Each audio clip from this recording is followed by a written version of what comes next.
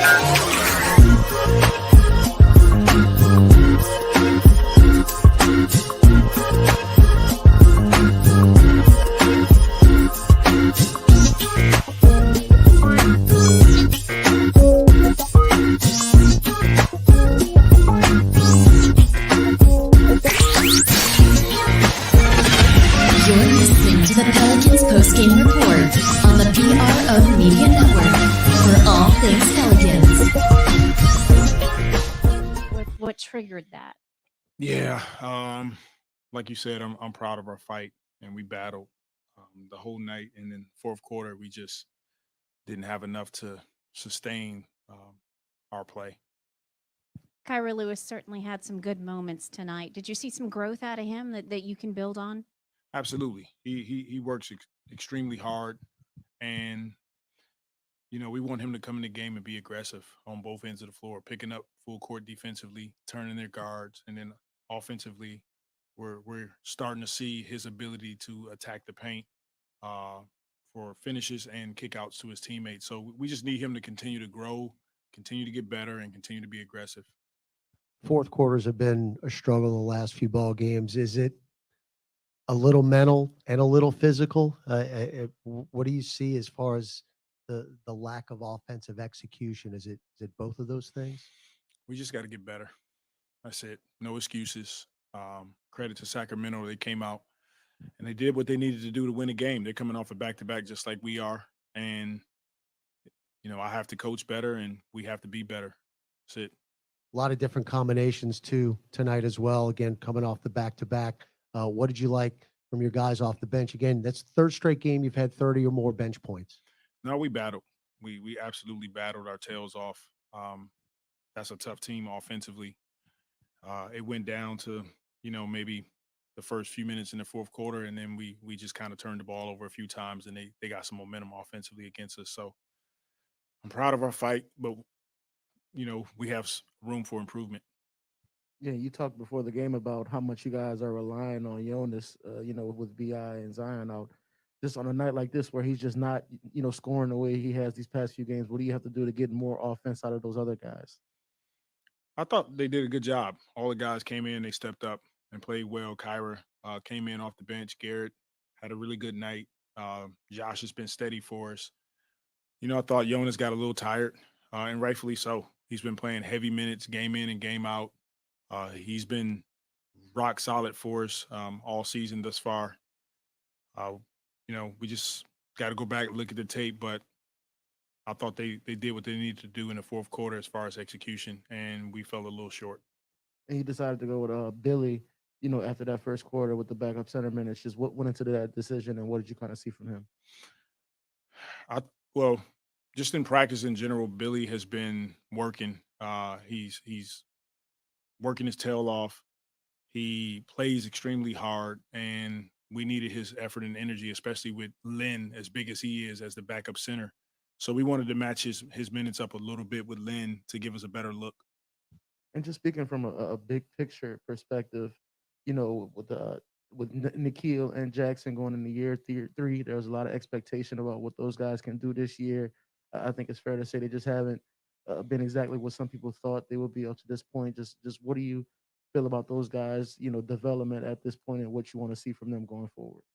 I think they both are continuing to get better. It's a long season, and I don't think for me, I want to judge anything right now. It's a long season. We still got a long ways to go. and we have a lot of room for improvement. Those guys they work, and we'll just get better collectively as a team. Christian Clark on Zoom. Hey, Willie, we saw the end of the third quarter, Kyra get downhill for that dunk. Just, I mean, I guess how helpful is that, or how good for that is his game when he does have that downhill mentality? He's attacking the basket. It's really good. It's what he does well. Is he can attack downhill, he can get into the paint, he can finish, and we need that type of effort from Kyra, and for him to be consistent. That was actually almost exactly the question I was going to ask. But I mean, is it something where he's just getting more comfortable, more confident? It's something that he's been working on, as far as it just seems like when he gets into the paint, he's making really good decisions and knows what to do. Yeah, most definitely. He's getting more comfortable. We're playing him consistent minutes, so it allows him to know his role. And look, it may be some nights that he doesn't come out and necessarily score 14 points, but just being a really consistent backup point guard for us right now is important for him. For all things Pelicans, you're now tuned into the Pelican Post-Game Report Recap Show.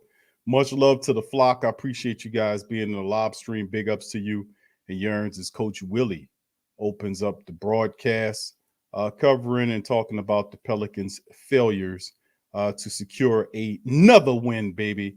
That means we needed as many of them we can get. In the great words of DJ Khaled, another one. We need another one, another one, another one, and another one. And wins. All we do is win. Unfortunately, right now, that is not our reality. Because all we seem to do right now is lose. But we'll get some positives out of this. Players are getting minutes. Big ups to the family. Thank y'all for joining us in this episode of the Pelican Post-Game Report. My name is Big Q, and we have my dog DC in the building as well. DC, welcome to the stream, and welcome to Pelicans Nation, DC, for the very first time. How you doing, sir? I'm good. We got another one. Close to it, my brother. Close. No, we got another one. We got another L. We want to talk about a win. Another one. Another one. And then we got that win, and then it was another one. We can't seem. It's almost infectious at this point. But you see the team. It's the effort. Some of our top talent is out. We're missing, of course, Bi, Zion, and of course, Straight Jacket Jones, who was a bright spot for the team. Was just stepped up and was fantastic. He was missing games due to concussions, and of course, guys had to step up off the bench. And we did see quite the effort against the Sacramento Kings, but once again, the inability to close the game when we need to is coming back and kicking the Pelicans in the back end of their feathers. So, I mean, let's get into it. DC, go ahead and talk about it. Yeah, man. I mean, this game, I was initially a little surprised that when I saw how they was fighting there, they actually got out to an 8 or 9 point lead or something like that. What the hell that was?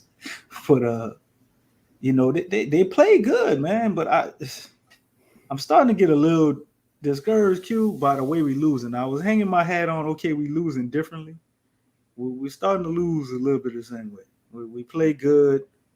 Or maybe it's just not sustainable. What's up, brother Jerry? What's up, Jared? The way they play, with the intensity and the effort on defense, and I mean they did it all for like 3 quarters, man. Right around kind of the end of the third or middle of the third, bro. They just forgot how to do everything they was doing.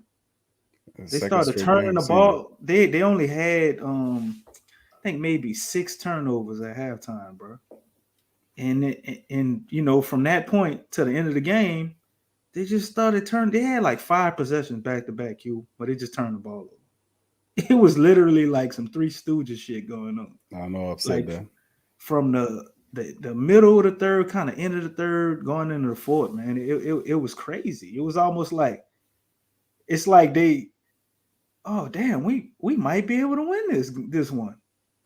Nah, let's fuck it up. It's just like a flip switch, bro. And they reverted back to all the messed up stuff they was doing. It was really weird watching this game, but I'm wondering maybe they got tired because some guys who don't normally get a lot of minutes were playing extra minutes. So I don't know if stamina was a factor, but it was just they were doing good, man. I thought the Pelicans might have actually had a chance to make a game out of this, but again, as you stated before, they be up by 10 only to lose by 20, right? Yeah, Crazy, yeah, bro. it's a part of it, man. The growing pains, but the effort is there. I can give them credit for that. Let's look at the team statistics, family. Big ups to the fam that's joining us for this episode of the Pelican Post Game Report. We appreciate you. As we were our recap show yesterday, we couldn't do it, but we're doing it now. And then, of course, later on we'll do the Sports Coma on our other channel. So much love to the fam. Let's go over the team statistics. 37 of 86, the Pelicans were 43% in last night's contest against the Sacramento Kings, who have shot 42 of 80 for 52.5%. Pelicans were 12 of 34 from downtown for 35.3%, 10 of 30 by the Kings for 33.3%. Pelicans went to the line 15 times with 13 of 15 for almost 87%, versus Sacramento getting home cooking 18 out of 22 for almost 82% for them. The Pelicans did win the rebound battle 40 to 37. Outside of that, Kings got the assist battle by a few, 27 to 24. The steal battle 8 to 1. The block battle 7 to 3. And of course, the Pelicans did win one of the negative stats, which is the turnover battle 17 I think to we 8. first in the league in that one, Q. Yeah, that's not good. And then 16 points off of turnovers as well for Sacramento Kings. And then, of course, they beat you on the fast break 18 to 13. And then, of course, points in the paint 54 to 42. So outside of that, the Pelicans did lead by as much as 8 and lost by and were down by as much as 16. So once again, you know, some of the stats that kind of stick out, DC, to me in this equation is the fact that the Pelicans turnovers don't help. When they were, if you keep your turnovers in check, you give yourself an opportunity to win. You turn over the ball, it's the opposite effect. And like you said, there were drives like, what the hell going on? Why did it, watch look where you're throwing the damn ball at. Why don't you have a little anticipatory skill? Why don't you? And it was just disrespecting of the ball and turning over the ball. It never ends well. The Pelicans kind of fall 112 to 99 to the squad. What stick out to you in terms of the team statistics? The beautiful pizza pie, the turnovers. The Pelicans Italian pizzeria is back open, Q. It's getting better. 17 turnovers is still a lot less than 30. So hopefully we never reach that area anymore. But 17 and you only had 6 at halftime, like, it's just crazy. I almost couldn't believe what I was watching, man. At a certain point, I had the game on and it was like they turned the ball over like 5 straight possessions. And it's like, man, I don't even know if I want to watch this shit no more. Like, they ain't coming back from this. It's sad, man. It was mental lapse, whatever you want to call it, but that's the stat right there that tells you everything. It's those 17 turnovers, and the fact that they only had 6 at halftime. You know what I mean? So you picked up all of those turnovers, man. You got 11 turnovers in the second half. If you're doing a pretty good job, take care of the ball. So that's the stat to me. If you want to look at another stat, I would say the 52% field goal shooting is something I hate to see because it's starting to become a trend, man. I mean, how many times have we gotten up here so far, Q? And we talked about these stats, and we keep seeing our opposing opponents shooting at 50%. They're not shooting 50% from 3-point line, so that's a blessing because that was the story last year and the year before last. People tear ass up from 3-point line. We remedied that at least, but you just can't let teams consistently shoot 50% from the field either, man. I mean, that's a recipe to lose every night. You know what I mean? So we lost the free throw battle, which, I mean, I didn't expect us to win that with none of our top guys playing. Jonas Valanciunas had a little bit of an off game, we would have needed a huge game from Devontae Graham. He kind of did what he normally does. And they couldn't take this one, man. They wasn't even in the game. I mean, 12 points in the fourth quarter is unacceptable, Q. Like, even for this team, I know they fighting, I know they shorthanded, but 12 points in the fourth quarter, man, it's just ridiculous. Like, I don't care how tired you are. I don't care, you're on a back-to-back. I get all of that. But you can't come out and put up 12 in the fourth quarter and really seriously think you're gonna win any game in the NBA. I don't care if you was up by 20. Can't drop 12 in the fourth quarter, bro. Absolutely, and that's a telling stat within its own. The basketball is 4 quarters, man. I mean, that sounds cliche, but listen, that's the absolute God's honest truth. You know, we can't sit up here and and look at this without speaking about that goddamn 12-point fourth quarter. That was ridiculous, repugnant, and it just fell apart, man. Right. It just fell apart. 12 points in the fourth quarter. That won't get it done, especially with your adversaries is putting up double what you're doing. And it was just, you can't do that. 12-point fourth quarter, singly demise. So, I mean, I know we got some guys that's out, but listen, ain't nobody cares about that. You got to find a way to win. And most of the time, the Pelicans are in these games. They just have these breakdowns, and not because they just start doing stupid stuff. Like turnovers and bad knocking shot the ball selection. over, knocking the ball off your foot and stuff, dog. Yeah, they just turn real Devontae clumsy. Graham, he shook somebody, bro. He goes into the hole and he literally like just walked out of bounds. Like like brain neutral type stuff that happens, man. They just go into stupid mode. I don't know what happened, bro. I'm I'm starting to wonder if the hex or something on the Pelicans is real. We might really need to call Sean Payton and do this mock funeral, bro. Because some of the shit I see is just, it's mind-boggling, man. But it's always, a silver lining. So I guess we could go to some of the individual statistics. And there's some things to be encouraged about watching this game. Hopefully that can carry over into this next game, which, am I tripping? Have we had the most back-to-backs of any team in the league? Because we about to have another back-to-back this weekend. I don't know if we the number one, but I know we up there though, bro. It's a part of it, bro. Regardless of how the schedule makers do it, you're getting paid big money. You got to represent. Nobody gonna feel sorry for a millionaire or 100,000 there who ain't playing good basketball. We don't want to hear that, man. Pelicans are the worst team in the NBA currently, record wise, and that needs to change, man. So let's look at the individual accolades right here. And respectable performances from several different Pelican players. In this one, we had two guys tied for the lead scoring wise. Devontae Graham finished with 5 of 10 for 5 of 10 from the field. He was 4 of 8 from downtown. He was perfect from the charity stripe. 16 points, 7 assists in the matchup for him in 31 minutes of action. NAW finished with 16 points in 33 minutes, 7 of 16 from the field. He struggled from downtown once again, 1 of 6 from downtown, but 16 points, 4 assists, 3 rebounds for NAW, 14 points for Valanciunas, another heavy minutes. He had 29, so they took him a little step back and gave some minutes to other guys to let them get in there to allow Valanciunas to get a break. 14 points, 11 rebounds for Big V, 5 of 13 from the field, 2 of 3 from downtown, 2 of 2 from the charity stripe. Yeah, 12 from Garrett Temple in 34 minutes, 4 of 11 from the field.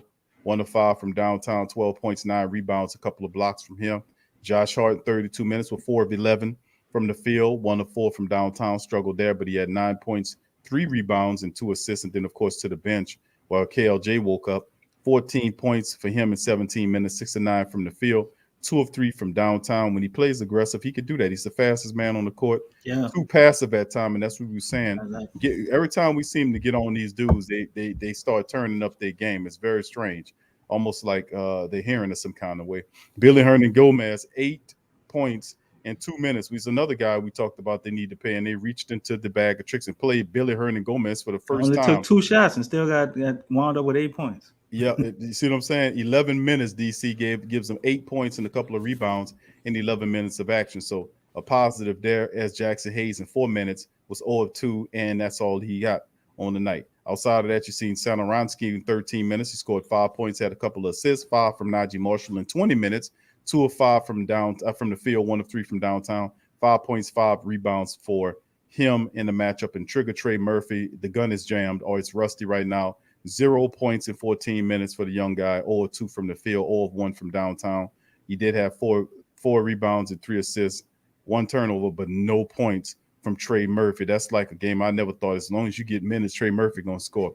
So that's not really pleasant to see him in that role. Somebody got the key to the gun cabinet, bro. Yeah, he is. He's kind of not really doing his thing. And really, we thought that Herb Jones would be a guy that kind of he struggled, but it's been the exact But opposite. we wanted her about that, so we got our wish though. We Yeah, we all did. wanted them out there, but I didn't think they was gonna do it, and it did pay it off. Sacramento, and there go that Pelican killer again. Harrison Barnes put up his average of 23 points this matchup. He had 23 points, 8 rebounds in the matchup at 39 minutes for Harrison Barnes. 20 from Tyrese Haliburton in the matchup at 37 minutes. He was big for him. So did Fox. Fox was almost like a sideshow attraction watching Haliburton and Barnes go off. Fox finished with 19 points, 5 assists, 12 from Holmes, who was kicked out of the game kicked out of that because what he was doing. Lynn off the bench had 12. Mitchell had 12 as well as he attacked. The mentality Davion Mitchell has is what I wish KLJ has. 11 points from Buddy Hield. Yeah, 4 of 11. He's fearless. And that's what we need is, KLJ has all that speed for nothing, but he turned it on and put up 14 in the matchup. So let's keep that going. Every time DC accuse people with the bucket of paint, bro, they always that yellow paint. They kind of step up, bro. Go ahead. Najee, we still waiting on that one. But KLJ, it would definitely be a bright spot, man. I mean, we saw him do his thing this game, man. I was very encouraged by what I saw from him. I never thought I'd be wishing for keep him out there when it's time for him to go to the bench. But that's what I caught myself saying. I wish he would have took some more shots, been more aggressive. But that definitely was a little bit of a shocker. And during the game, they said him and Tyrese Witherspoon have been going to the gym at about 7 a.m. in the morning, man. So he's been really getting after it, trying to do everything he can to prepare himself. And shout out to that man for that, bro, because he stepped up. He caught a body, he dunked on somebody and everything, man. He looked real aggressive. He had some very colorful shoes on. I noticed he had a little bit to his swag bag. Maybe that's what it took, bro, because KLJ kind of, he kind of a little mild and modest. He's not real flashy. He had some flashy shoes on and everything, bro. I don't know what got into him. Maybe he was pissed off. Maybe he did his. But if you can play like that, man, then, you deserve to be on this team. You ain't going to hear no gripes from me. So shout out to him. I see his plus or minus is -14. I don't care about that shit. When you watch the game, he definitely was impacting winning because when he was doing what we were doing, we were playing pretty damn good. So KLJ is a guy that I would say probably stood out the most to me. Devontae Graham played very well. Basically got most of his points in the first half. I thought we were going to see maybe a 28-point game from him. I don't know what happened in the second half, man. It was kind of weird. Maybe Willie Green set him down for too long because KLJ was playing so good. But he only took 10 shots and gave us 16 points. I just wish I would have been able to see more of Devontae Graham because when he was doing what he was doing, we were in the game. You know what I'm saying? Leading the game. He was dropping dimes. He was doing a lot. And I was very encouraged with him. Been very encouraged with him all year, man. We're definitely not losing games because of Devontae Graham or Jonas Valanciunas. And speaking of Big V, he had an off day. And if anybody deserves to have an off day, I would say it would be him.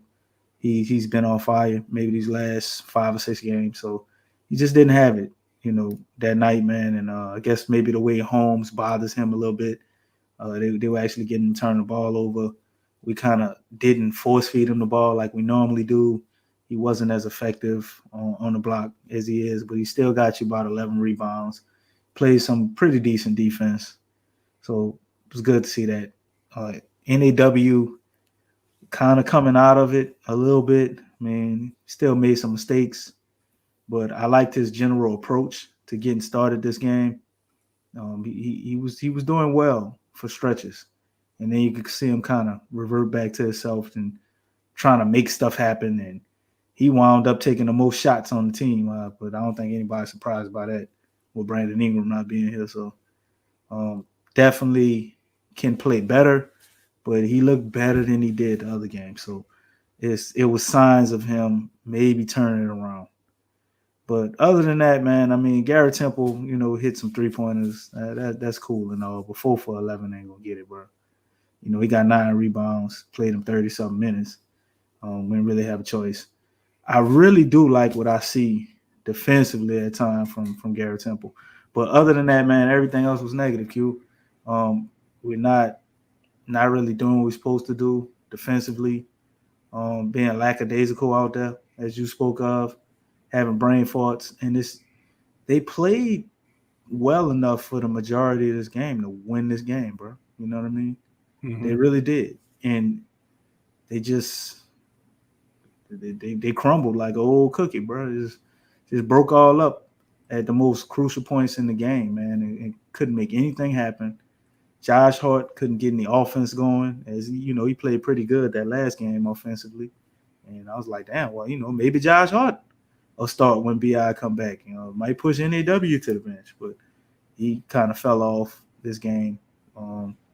Defensively, bro, we couldn't keep it together for the whole game. And this team, their offense is really motivated by their defense, as you can see. So when we play good defensively, it seems that we play good offensively. And when they lose track of that side of the ball, everything else goes downhill from there. Yes, indeed. A lot going on, man, with this team, man. And we're going to cover an article before we bounce out here from one of from Scott Kushner, who's been on the broadcast before. Kushner's really smart guy covering the Pelicans, really keeps it real, too. Talks real. We had him on the show once before. We talked about an hour or so when Anthony Day, I remember it was a while ago. We got to kind of bring him back. But that was for the Anthony Davis trade, huh? Yeah, no, it was right before. I think I want to say it was right before the Anthony Davis trade. I want to say, but we talked for like about. I was really informative show, really good show that we did, and he's really thorough. So we're gonna probably end up bringing him back here today as well. So yeah, we're gonna cover this article right after. I think Scott. No, that was Scott. That was Ole who was telling us there wasn't no problem with Stan Van Gundy.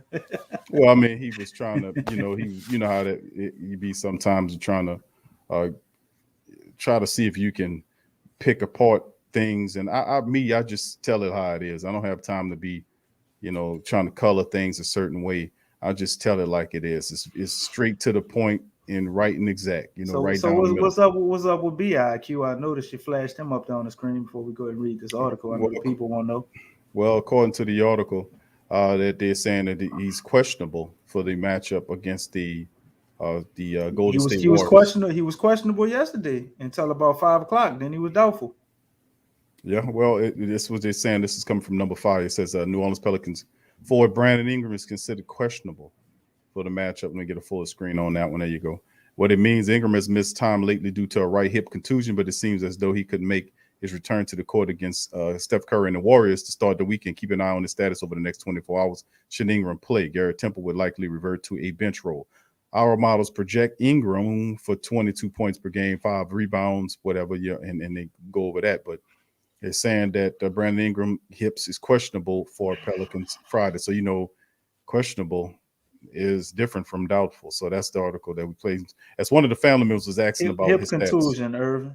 And the Pelicans' ceiling, Croy, would be, I would still say a fifth or sixth seed would be their ceiling. I think playing, some people might feel that. All right, DC, let's move on to that said game. So it's a good, perfect segue to talk about the Golden State matchup as the Warriors. We ain't going to read that article? Now we're going to cover it after the fact. I don't want to get the let's press go, yet. brother. Yeah, I won't command it yet. All right, so Golden State Warriors and the Pelicans. That's right. I'll keep it real. You need some Prozac, bro? No, I don't mess with that stuff, bro. You usually got the best, the better medicine from where you come from. You want me to call some of the island people? Yeah, well, you don't have to call them. You are one of the island people. Thank you.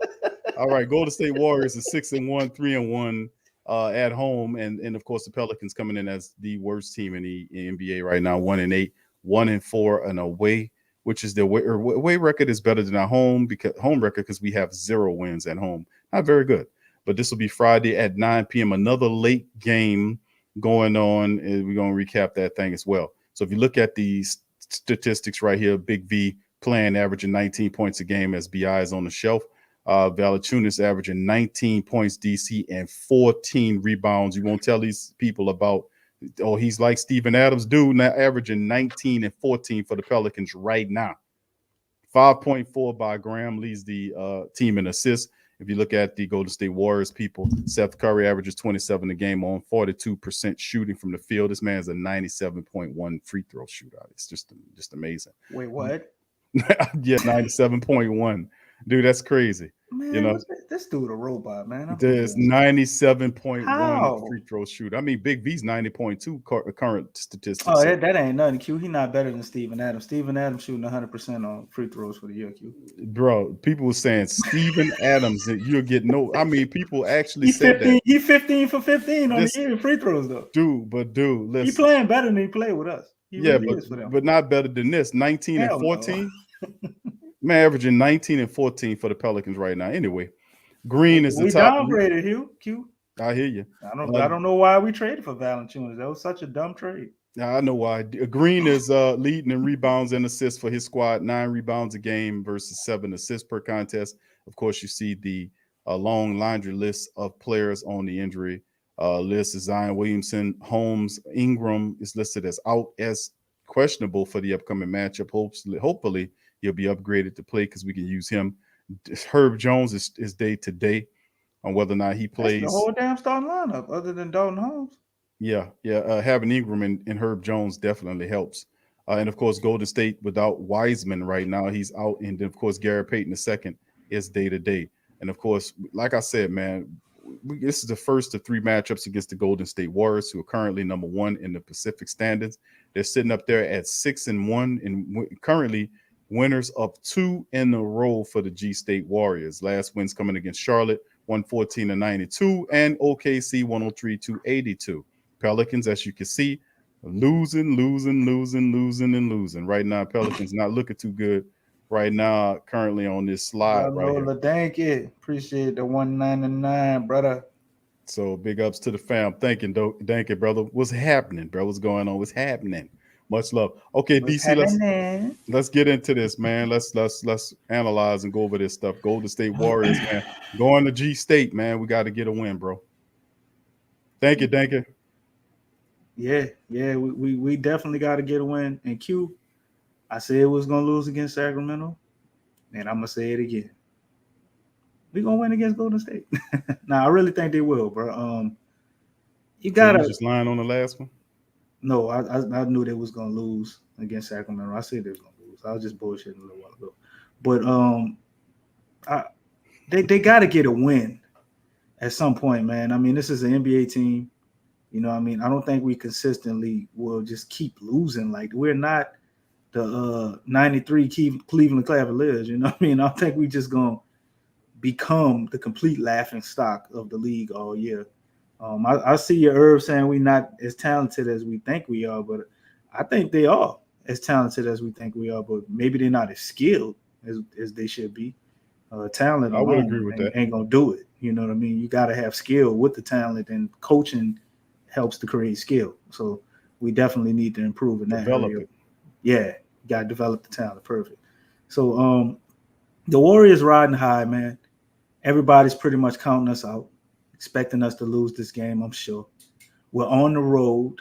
And an interesting thing about this team, where did we get our only victory? On the road. They seem to play better a lot of times away from New Orleans than they do at home. I think this is a perfect game for the Warriors to maybe underestimate us a little bit, and we sneak in there and sneak one out, especially if Brandon Ingram plays. Damn, Cole. Bruh, I'm going to say this, man. I'm just going out. I mean, at this point, judging by our record, any game we say the Pelicans going to win, it would have to be an upset. So you got to pick your spots, man. I'm willing to bet that they win against the Warriors and it'd be an upset. You know, I think Herb will be back. I think B.I. will be back, and I think that will make a big deal. You know what I mean? But I understand nobody feel like they beating them. I knew they wasn't gonna beat Sacramento, and y'all was up in here talking about they probably could get it. You know what I mean? But they're gonna have to sneak in there and get one from somebody, man. Because as we keep falling against pretty much everybody, but y'all know the teams that we generally play tough. We always play the Warriors tough, even though a lot of times they wind up beating us. I don't remember a whole bunch of times us getting blowed out by the Warriors, even though looking at who they are and the talent level, we should. I feel y'all, man. I'm going against the grain. You know what I mean? I think they can take this one because the Warriors, I mean, they're good. Nobody expecting them to lose. And when I see stuff like that, like the Pelicans, they, like there is no expectation. Nobody's expecting them to win. It's no pressure. A lot of times I think we play bad. We mess up, especially without Zion, when we have a lot of pressure on us. You know what I mean? So I think they can just go out there and play. Nobody's expecting them to win. There's nothing expected of them. They're dangerous like that. I think they could. I'm not like overly, what's the word, man? Everybody's high on the Warriors. I think the Warriors is a good team. Come on, Colton, dog. Bone Thugs and Harmony. I try so hard. Should be the Pelicans. That's cool, brother. But I appreciate the $5, man. But Appreciate it, Carlton. But I mean, the Warriors, everybody's saying how good they are and as if they're a championship team. I think the Warriors are good, but I don't think they're as good as everybody thinks they are, in my opinion. I don't think they're a bad team at all. But I mean, you got Steph Curry, right? We got to contend with him. But I mean, who really shuts down Steph Curry? Okay. Jordan Poole, I'm not scared. Andrew Wiggins, I'm not scared. Draymond Green does not scare me. Kevin Looney doesn't scare me. Not particularly scared of anybody on their bench, even though these are good players. I'm not saying they're not. And the Warriors are a great team. But if you want to be honest, it sounds crazy, but talent-wise and based on this season, the team we just played, if you're looking at player for player, might be a little more talented or look more talented than the Warriors based on what they're putting up, their season averages, this and that. So I think they can get this one, man. If by some miracle we're able to slow Stephen Curry down, if we have Herb Jones back, I think that's a very likely possibility. I think we could steal one from the Warriors. But if you ask me, we played a back-to-back on the Warriors, and I think we're going to get 2 on them, hell no. But I think we can go in there and steal one from the Warriors. We're basically the laughingstock of the NBA right now. Our team is in disarray. We got people hurt. They don't know if they're going to play or not. You can't tell me the Warriors ain't looking at us and looking to the next people on the schedule right now.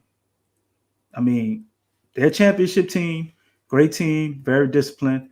Maybe they show up to play, but there is a possibility I think we could come in there and play a little better than they're expecting and steal one from them, especially knowing they're at home. Go ahead, Q. I know you about to go ahead and side with the chat. I'm willing to die on this hill. I'm willing to be wrong, but everybody say they're gonna lose, so I'm gonna say they're gonna win. Well, I mean, if BI is there, it gives them a boost, man, no doubt about it. And it wouldn't hurt to get Straight Jacket back. I don't know what his status is for this matchup, but Jay Carvello, appreciate the $2, bro. I'm with you, DC. Gonna get the W tomorrow. Somebody, thank you, Lord. Somebody, sheesh. Thank you, bro. Appreciate you, J. Cobb, bro. Much love. All right, and the rest of the fam appreciate y'all for being in here. Man, I don't think I can tell you, y'all man. Some on the fence fans, man. Everybody rooting against the damn Pelicans right now. Yeah, no, that's the thing. Having Straight Jacket Jones there, man. Man, I ain't seen nobody call it that in a while, Kev.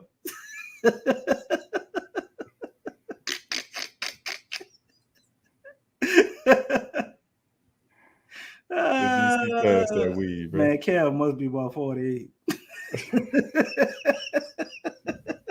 Pass the weed. All right, but hey, man, but listen, man. I just cut my grass. I'm gonna send you some, bro. The issue I see, man, is a problem. Off top is Steph Curry. How they have issues defending sharpshooters that come in here. Steph Curry he punches him right in a major weakness. Being able to defend him. Could we match their intensity, Draymond Green and what he does? Could we match that?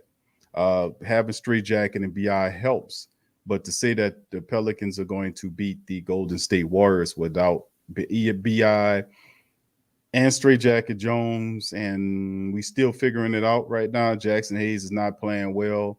KLJ had a really good game against Sacramento. He finally turned it on.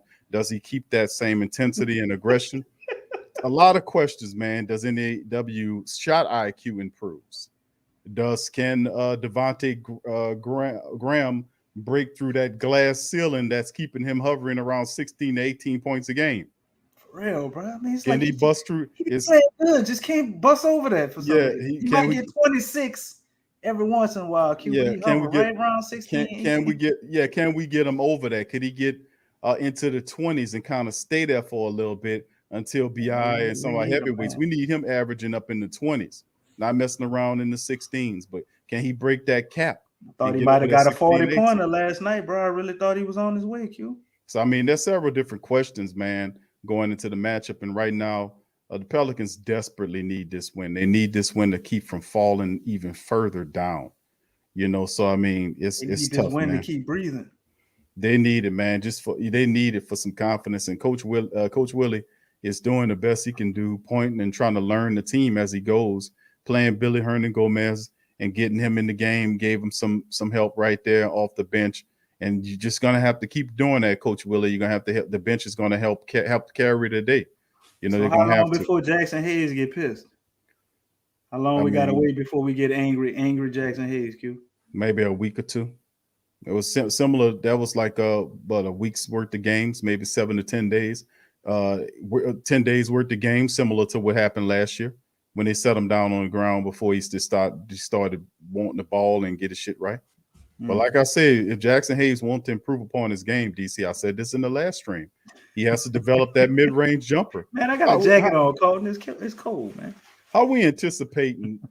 Thank you, Carlton. He said that Island Heat messing DC head up. Thank you, Carlton.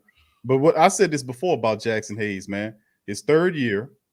He's been here. This is into his third year.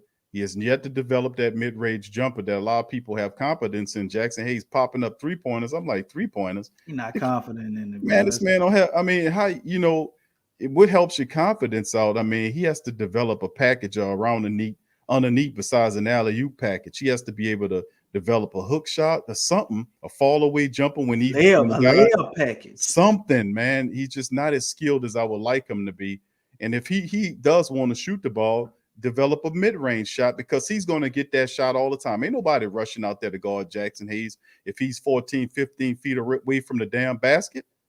The guy handed him the ball. That's one time when KLJ gave him the ball. Developing them, though, Q. Like, we need to look into that, man. We need some type of big man that had NBA experience developing. Look at the guy from the Suns who worked with what was your boy from last year? They went to the finals and they kept highlighting that guy.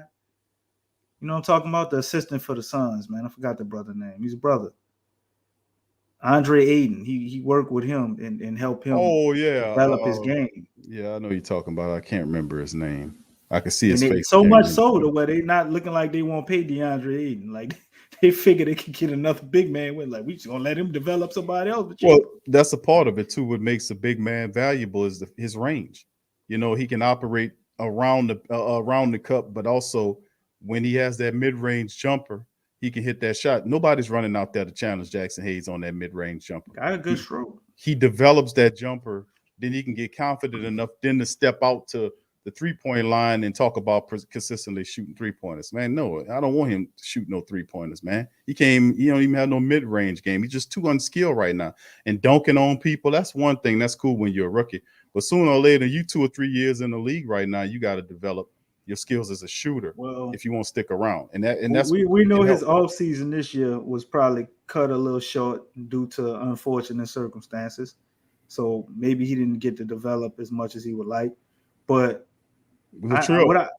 Go ahead, DC. Go ahead, read Latrell stuff. Well, Latrell is asking me, why don't other teams fight through our picks, but the Pels always get stuck on their picks? It's about effort, and it's about intelligence, and it's about will, bro. That's what it comes down to.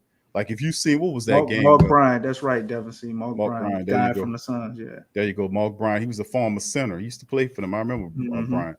Tough player. But that's that's the thing, man. You talk about like it's effort, and it's the same in any sport. It's intensity. You got to be able to match your opponent's intensity, or you're gonna lose to them. You got to be able to meet their energy and their intensity.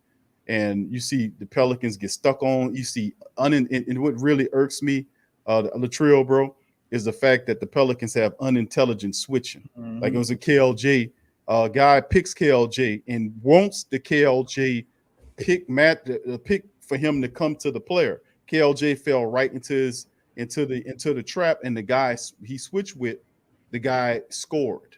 So I mean, it's like you can't do that. You got to understand what they're trying to do. If a guy runs up and pick you and grabs you like he did KLJ and try to get you to come with him, you got to be smart enough to get him off you and stay on your matchup, because they're doing that to create mismatches so that the guy have an opportunity to score. We gotta be better, and this speaks to high IQ basketball once again.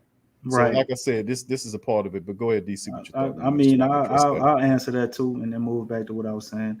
But I agree with what you said on that. But to add something else, and maybe add another variable to it, a little bit of a disagreement.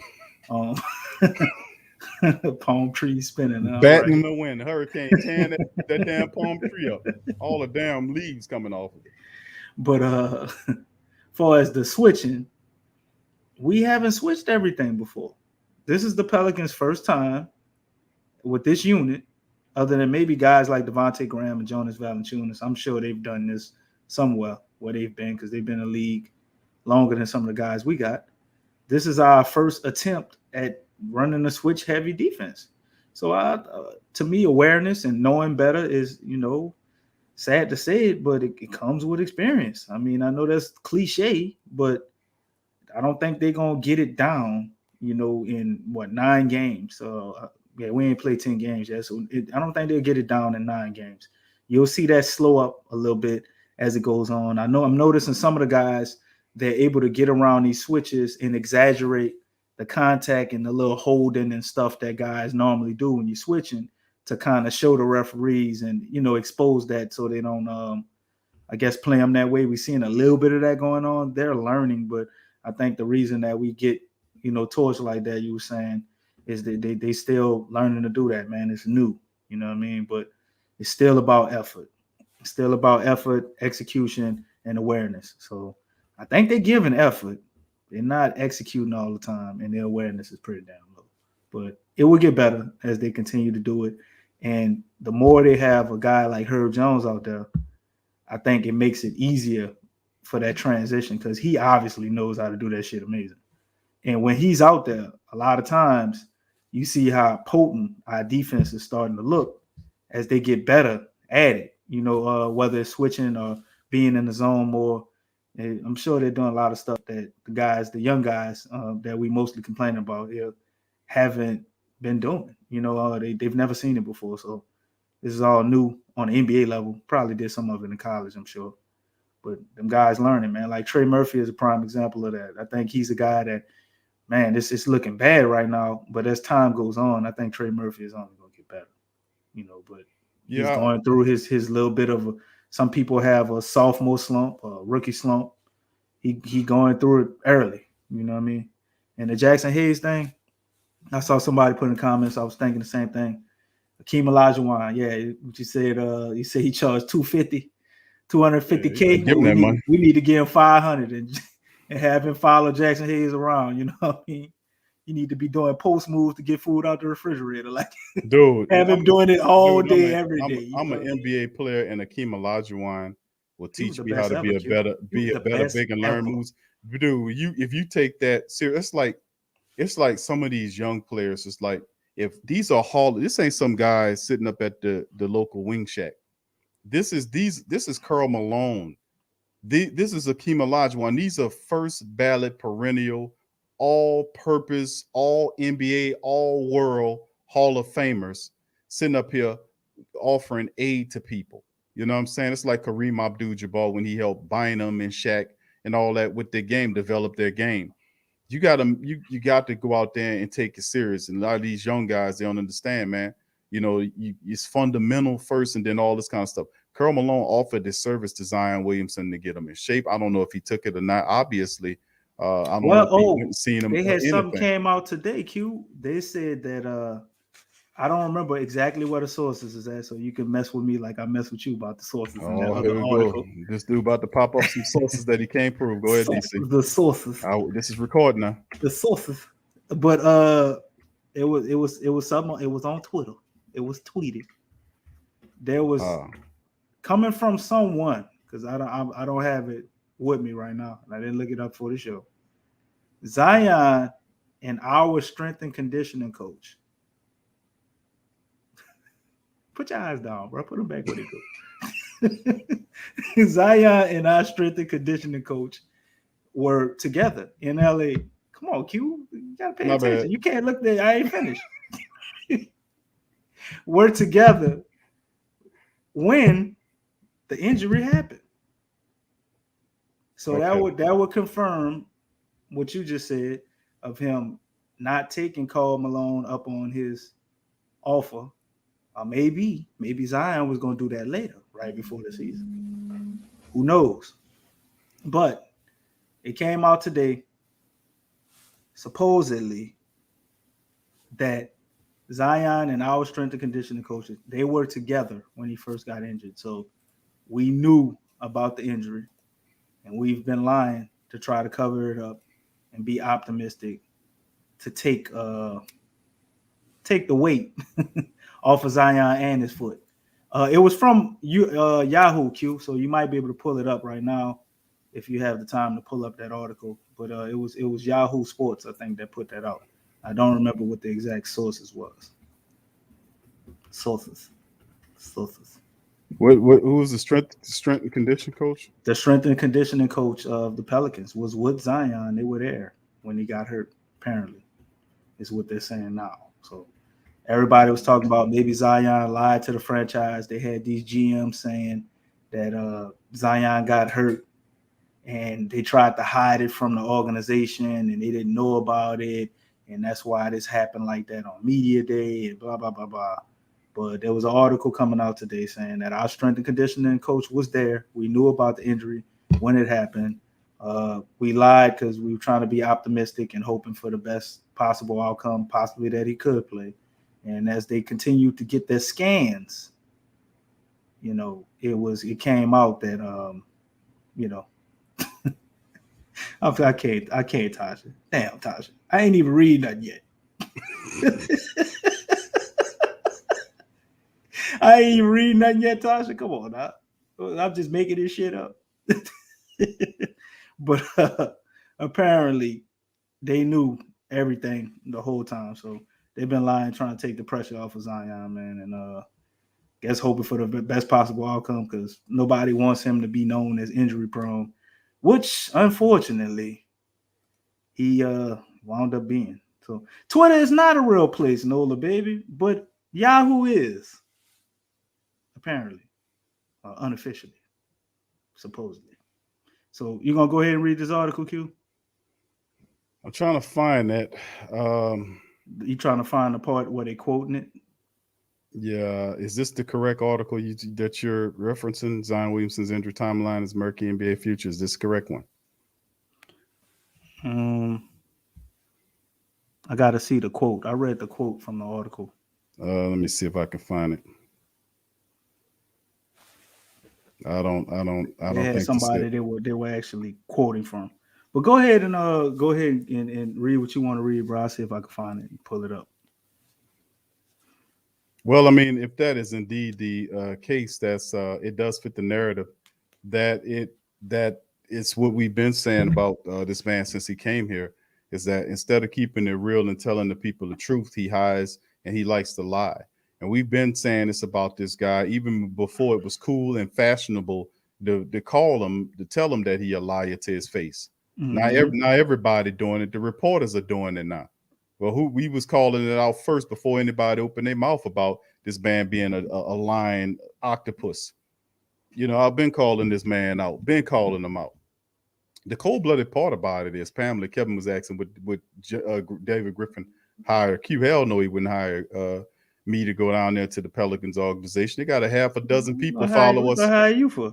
Yeah, for me to further tell the truth and tear apart his ridiculous agenda. But I mean, to be honest with you, there's more than 24 people that follow the Pelicans that are in the Pelicans. I mean, you're talking about people in the conditioning and in the media operations, graphics, tickets that listen to the show consistently that work for the Pelicans and the Saints. I've said it's almost like 24 people through LinkedIn. So I mean, they listen, fam. What goes on, and of course through Facebook and Reddit, this shit gets out here. Most people that do shows on it, they know about the Pelican post game report. Let's keep it real. Mm-hmm. You know what I'm saying? This ain't our rodeo. We've been doing this shit. But not to blow our own horns, but I mean, you tell it like it is. That's how it always is. You're gonna always be doing. Family gonna always respect you for keeping it real. And we've been telling about David Griffin that he's a liar and he's an octopus and he's sneaky. He's underhanded. He undermines the people that he worked with. He's insecure. He's a weasel. That's what he is. He's a weasel. He likes to try to spin because he's a lawyer. He's a liar. And that's the way of life. He don't see. That's the worst thing you can do to me, you, or anybody is not believe or trust that people can handle the truth. See, I don't play with you. I'm gonna give you the truth, and if you're grown enough to handle it, it's all on you. If you don't, then it's all on you anyway. So I mean, but that guy's a liar. I've been saying that.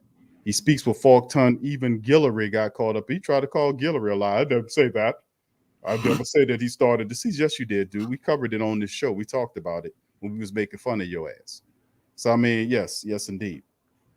But anyway, fam, it is what it is on there. So DC, you don't have to worry about pulling that up. We know that is even further proof that he a lying bastard. He been a lying. Well, you already know he a liar, but you know how we love reading the tea leaves, but we love to have proof. Because it is in the goddamn pudding. But we already know is in the pudding. The plantain pudding. The plantain pudding. The what? Plantain. That don't rhyme. Plantains. Your favorite fruit. You can't say it right. You don't like plantains? Thought you were about to say plantation. Plantains. That's not right, Q. No, the fruit. Plantains. You like plantains? The Suns GM is a racist. You shouldn't be talking about plantations. No. Fruit. Plantains.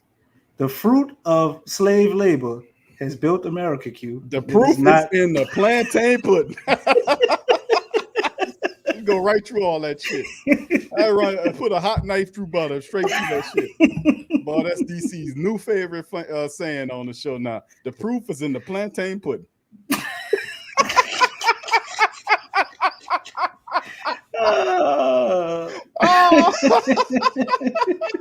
That's my dog. DC, come on, man. But DC, the proof is in the plantain pudding. Yes, you're right, DC. You know David Griffin ain't eating that damn pudding. Putting with some plantains. All I can look like somebody that'll look at some pudding and be, is it organic? No, bro. See, let me tell you something. Bro, he was using buzzwords that I don't like. When people start using lockstep. Words, I hate that word. You know what that remind me of that movie 1984, Q, when I started hearing lockstep. Yeah, and it's too many buzzwords. Mind programming and psychological shit. Yes, shit like tab stop and all that kind of rhetoric. Yeah, oh yeah. See, they don't. To be a spin meister, you study all that stuff. You study all that in the 48 definitely laws. Definitely studied Edward Bernays. He didn't study this. Oh yeah, all that, because the words that you got to pay attention to the buzzwords they use and the correlation to which the words they use, like the lockstep. There was an operation named that, by the way, and then there was other things that connect to that. And you see these words they use, like the sustainable. Like, oh, you like to use that a lot. Oh, where did that come from? Did you research that? Find out that's sustainable future. Q. Oh, wow, lovely. He didn't say shit about a sustainable present.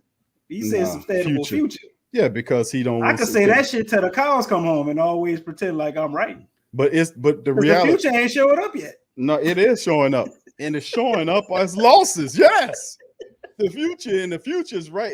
So the future is now. I wish somebody would tell his ass what he said. The future is now. Griffin's been here for long enough time to put a product on the court, bro. Listen, Griffin's been here for 3 years, right? Mm-hmm. Okay, it's time for truth talk here. You've been here for 3 years, right? He had 3 coaches in 3 years. If that's not his fault, whose fault is it? He had 3 coaches in 3 years, and people wondering why the team can't win. I mean, it takes.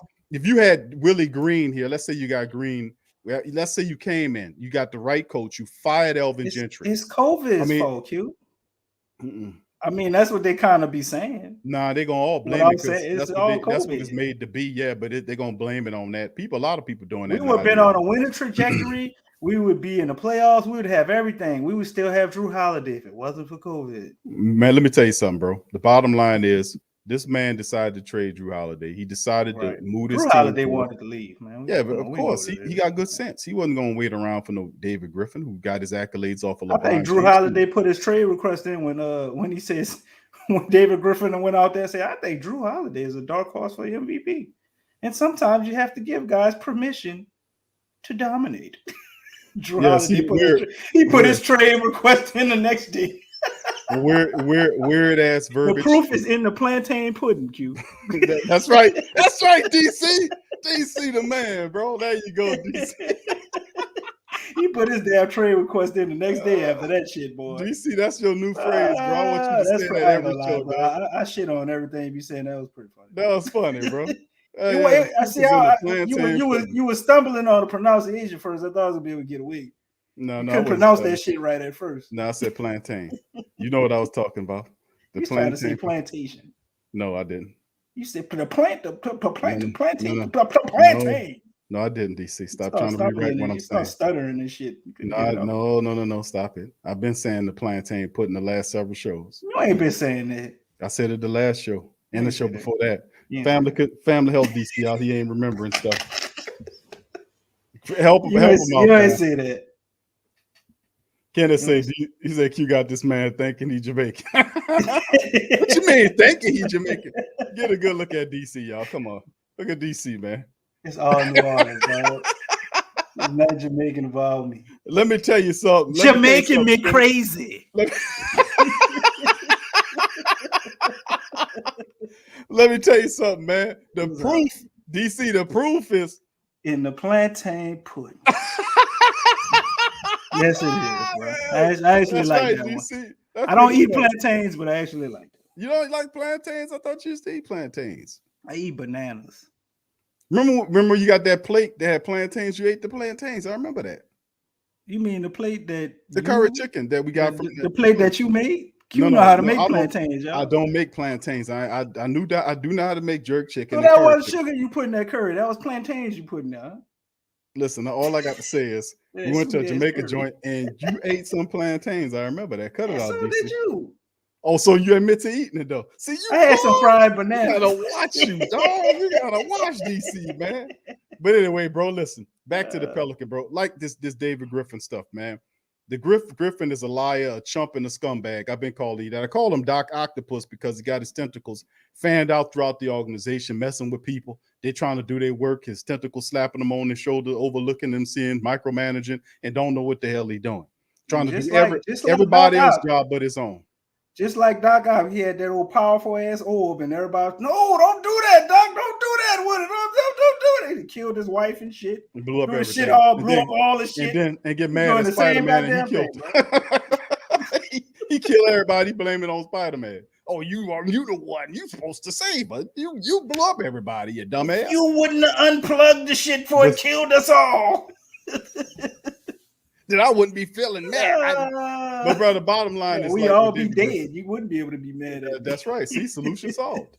But see, that's the reality, man, that we facing as a Pelican organization and family. We just having a little. What you talking about, Devin? See, I wasn't in no palm tree. How am I hide out in Jackson Hayes Hill? What's wrong with you, man? Talking about I was in a palm tree looking for coconuts and shit. Do you see it? But the reality is, man, that the organization, we're providing a little levity family for the family, the Pelican flock family that's feeling it right now. They're going through it, watching some basketball, can't get a win. We're providing a little levity for the family members, man. A little laugh and a half there to make the nation feel a little better because 1-8 is not a very good place to be. BI is questionable for the upcoming matchup against the Golden State Warriors tomorrow. Straight Jacket Jones, no definitive timeline but nothing really said on him. They're still checking him out. And wait, hold up, Q. Rich Rowe saying something interesting that I didn't know. It's kind of depressing to look at everybody since the Pelicans been losing. I ain't been watching a lot of teams, to be honest. But Philly is 7-2, and Joel Embiid isn't playing. I guess that's what Rich Rowe is.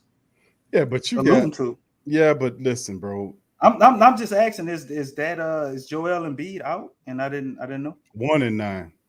I'm trying to dial it back a bit, Carlton. No, Damn. So it's 1-8. No, it's 1-8, Carlton. It's That's 1-8. It's 1-8, huh? Oh, he counting tomorrow. That's what he counting. Oh, That's damn, what he said. Cole, come on, Cole. You getting your each one teach one on now, dog. He get that. And see, this is the reality. Golden State, we have to be able to beat Golden State. I don't know if we'll do it. You interrupted me before I can finish my thought on that. My bad, brother. But I just wanted to make sure. I'm like, Philly 7-2 without Joel Embiid and Ben Simmons. Well, I know Ben Simmons is he was supposed to come back, but that went all kind of ways bad. He was supposed to start and come back, and then that boy said next thing you know, he pulled Ridley, bro. He said he had mental health issues. Yeah, it's just all kind of ways messed up with him. And usually when you got an unhappy player, I would get rid of the man. I wouldn't sit there and hold on to him, bro. You know, he missed 3 games. Okay, I see. Philly is 7-2 and 7-2, and then first in the Atlantic Division, and Embiid and Curry. Let's see, when was that? 220 yesterday? Well, I'm talking about sheet. I don't know. That's no sheet. Rick Ross said they missed 3 games. Or they missed 3 games, and they're currently on the 5. They're on the 5-game winning streak. Missed 3 games, and Ben Simmons ain't never played. So okay, so they're on a 5-game winning streak. Their next matchup is Saturday against the Bulls. So they got a Saturday night game against the Chicago Bulls in Chicago. That's going to be a good game. 7-2 Sixers there against the Bulls, and they the tops. They leading Toronto by 1 game. Both Philly and Toronto on 5-game winning streaks. The Brooklyn Nets on a 3-game winning streak. And man, it's just looking at this stuff, man. We got some kind of way, like the games, like against what we call the lesser teams, the Sacramentos and the teams like that. You got to get these wins on them. You can't be having hard stretches. I don't know, man. Sacramento and the Timberwolves. Honestly, if the season ends today, they'd be in the playoffs, Q. So.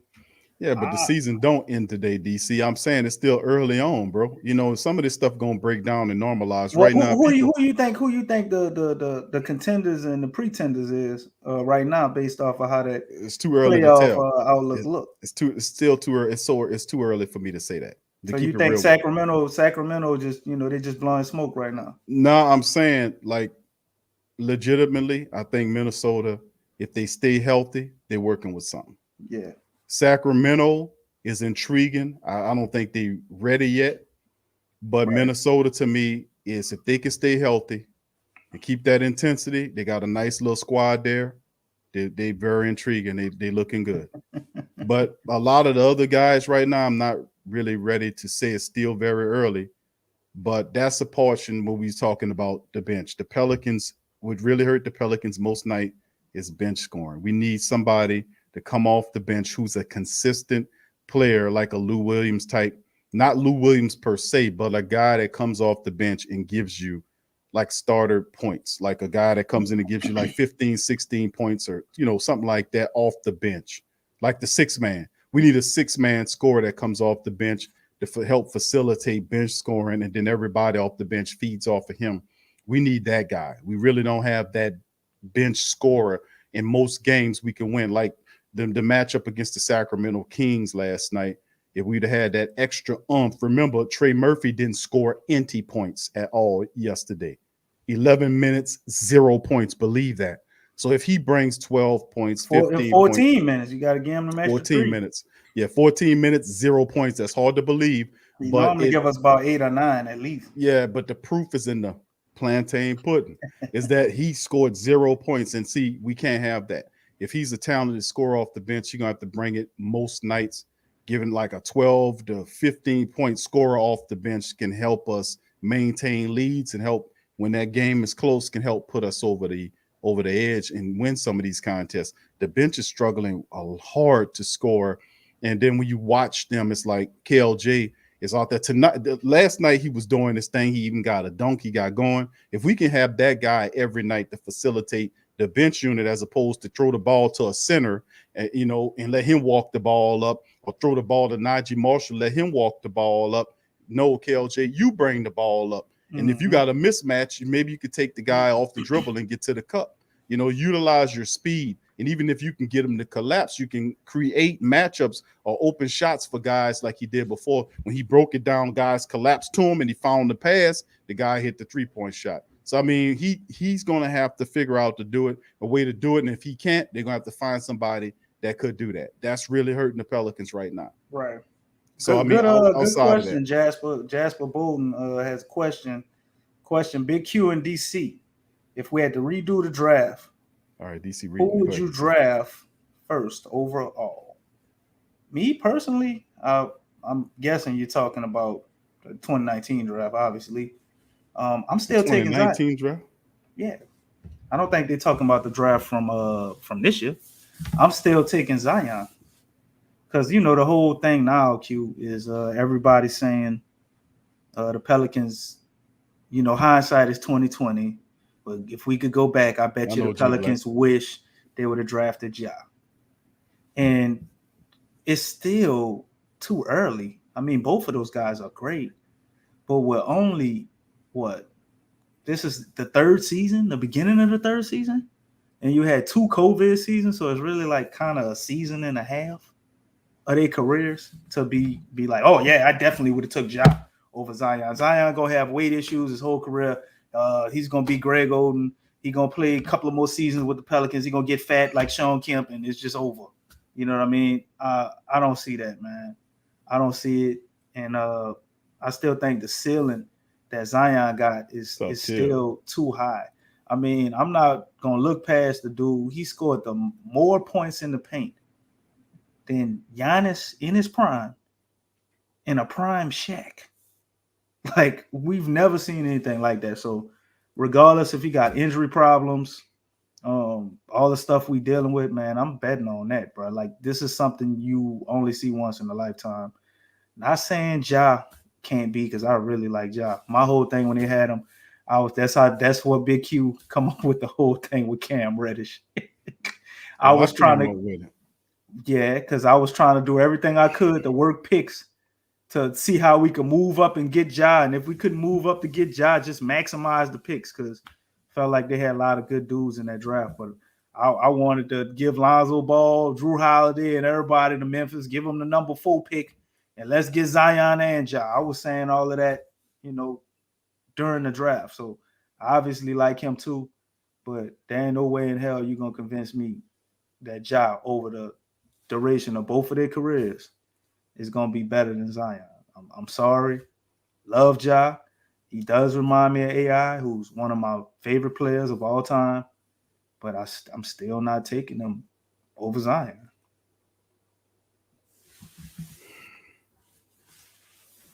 Thing is, when Zion's healthy, he is game changing. Best 20-year-old we ever seen. Game changing is not, when he's healthy, game changing ain't even the right terminology for him to even describe him when he's healthy. The thing is, he's been dealing with these injuries, and but to me, like, if you have a star that's hurt, then you got solid guys around him, and I think the Pelicans have decent players. Right? Like, BI is a good player. We know he was an all-star the year before, named all-star. Prior to that, he was the most improved player before he became an all-star. Mm-hmm. So he was he's an ascending talent. And now he stepped up to a game where if he could stay on the floor, he would be a really good player for the Pelicans as well. But they have good players in place. They just need to fill out a few roles here, man, and find out who they got here. And like I said, a big problem with the Pelicans' dysfunction is, you see dysfunction on the court is usually descriptive of how the organization is run. It's dysfunctional. How you going to sustain success, in the words of the octopus? How you going to have sustained success when your administration is dysfunctional? He's dysfunctional. You got good players. I mean, good people, solid individuals, basketball people that's underneath him if you allow them to do their jobs. But he brings so much negative energy with all of the lying and underhandedness and, the uncertainty. He the one that picked up this rock and roll guy, brought him in here, and he failed, and couldn't even communicate with the players, and then gets rid of. I mean, the man had 3 coaches in 3 years, bro. What can I tell you about that? Yeah, man, you got to have it takes time to build a culture. And you went through two guys. You had Gentry here. When he came here, I kept saying, fire that guy. Oh, Miss Benson likes him. He's such a nice man. Well, let him sell popcorn out front. Let him hand out stuffed They animals said and the shit. same shit about Alvin Gentry before they sucked That's his ass who I'm up out the talking about. building. No, that's what I'm talking about. Elvin Gentry. Oh, he's such a nice man. Nice man, nothing. They gave Elvin Gentry an extension on the back of a losing ass season, man. How you get an extension and you losing your ass off, man? That's why that to me that just like these people are back asses. I don't know what, but that's 3 coaches in 3 years. The team is trying to work it out, and even though we're 1-8, Carlton says we're 1-9 because he had the Golden State matchup from tomorrow. But the reality is there's still plenty of basketball left, and I know that sounds cliches, but it's an absolute truth. It's an 80+ game season. We're only what Still is got it? 71 games. It's a lot of games left. That's a lot of time to get personnel back. It's a lot of time. We for can't players to win pick it 40 up. games out of 71. I'm thinking, does Willie Green pull it together? Does he stay consistent in this message? He's a solid person. He's fundamentally sound. It's a matter of time before all the losing. And when they get players back and they start, he'll find out exactly who his matchups is. And of course, I do think they'll make a move eventually to try to help out, but they definitely need some bench scoring. Man, my goodness, they need somebody to take onus off the bench to score some points and consistently do it. Who would you draft first, brother? Like you never answered the question. Man, I'm sticking with Zion, man. That's what I mean. I ain't said, but I kind of led up to it and says, man, when he's healthy, there is nobody like him. There is nobody like him. He's a phenomenal talent when he's healthy. I just think that at this point, the Pelicans should be a lot further along in terms of defense. But then again, you think about it, how much success you think the Pelicans supposed to have when you have 3 coaches in 3 years. And that's different philosophies and systems and things. You can't. Jump that you got. There's no team in history that done that. Come on. and just start winning all of a sudden. Yeah, that's what I'm saying. It's like, okay, and if you they went all the way around that queue to do what we said they should have did the first place. Yeah, we said they should have signed a young coach. Been saying that. Go ahead and start it. Let the coach grow with the team. We'd be dominating the goddamn league right now. Been saying that. When he came in here, I said you're making a bad bet. This shows the tape. We go back and listen to him. We were saying it when he came in here. Fire Elvin Gentry. You don't want to take on the last man's trash. Get him up out of here. Fire him. He don't deserve to be here. He's failed for years. He had 1 winning season or whatever it is since he's been down here. He didn't deserve no extension. I don't care if he's the nicest man on the planet. He can't coach a basketball team. He's not a head coach. He's a good assistant coach, but he's not a good head coach. We've been saying that. He was too old for the team. So, I mean, they ain't respect Elvin Gentry was here. When the Pelicans were winning, a lot of that was due because Rondo was actually coaching the team. Rondo was waving off his substitutions. Right. Drew Holiday was saying, I don't know what he's talking about. And then they were saying that shit in the press conference. We don't know what we don't know what he's talking about. JJ Redd. Yeah, they all are saying the same shit. We don't know what he's talking about. We don't know what he's talking about. Oh, he must want us to win. There's something to look at, moral victories. And then the player get up there. I don't believe in moral victories. Yeah, right after the fact. Well, I ain't never heard in all my 30+ years in the league, I never heard of a bad win. That's one of his favorite garbage time sayings he would ever say. But I said that, but the man made a series of collective blunders that's affecting the development and the winning culture that we're trying to put together this year. 3 coaches in 3 years speaks to the dysfunction of the guy at the top. And can we win now? Well, the reality is they do finally have a younger coach who's likable, who does know that has a really good staff. The issue is it's going to take time. The way they handled the Zion situation is indicative of how he's handled all of these things that have happened. If you go back in your collective, you understand David Griffin's been lying to you. You just didn't recognize that he's been lying. He lied out the game. Been lying. Right, he been lying. Matter of fact, Q, this man introduction to us was on a lie. He came here and he had people thinking that he could really get AD to not get traded. He talking about we're gonna go out, we're gonna go to dinner, we're gonna talk about it, and we're gonna look at the possibility of retaining AD. Oh, he came in line and he knew full on well that he was going to trade him for the same damn package that they had set up with Dell Demps and came in us selling us all of this bullshit We're trying to see if we can make it work with him and Zion. Ain't no anybody could look at the way Zion played and AD played. I mean, you can make it work, but if that's all you got, you know what I'm saying, you're not really gonna make that work.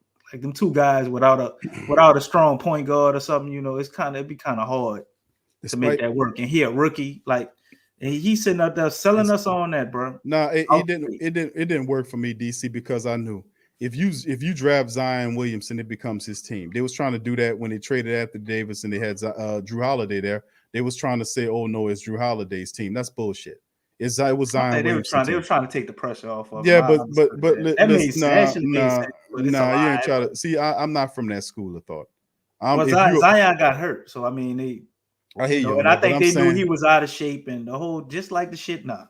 But that's the whole thing too. A lot of what we're seeing here is indicative of the leadership failing, making bad decisions, and now trying to hurry up and clean it up on the back end of the pressure that's put on him. The great thing that I'm really proud of is that the Pelican Nation are not fooled by the tricks and the lies. They see who he is, and even the press to this day is calling him out for not telling the truth. They have some real scathing articles that's out right now, and that's been being written about how he's botched this whole thing, lying to the press and lying to the family base. Right.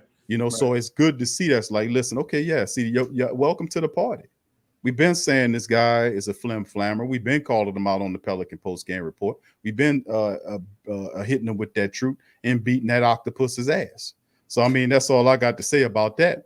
But right, Michael, good question. Oh, go ahead. Michael says, Q and DC, based on what you've seen so far, Zion comes back.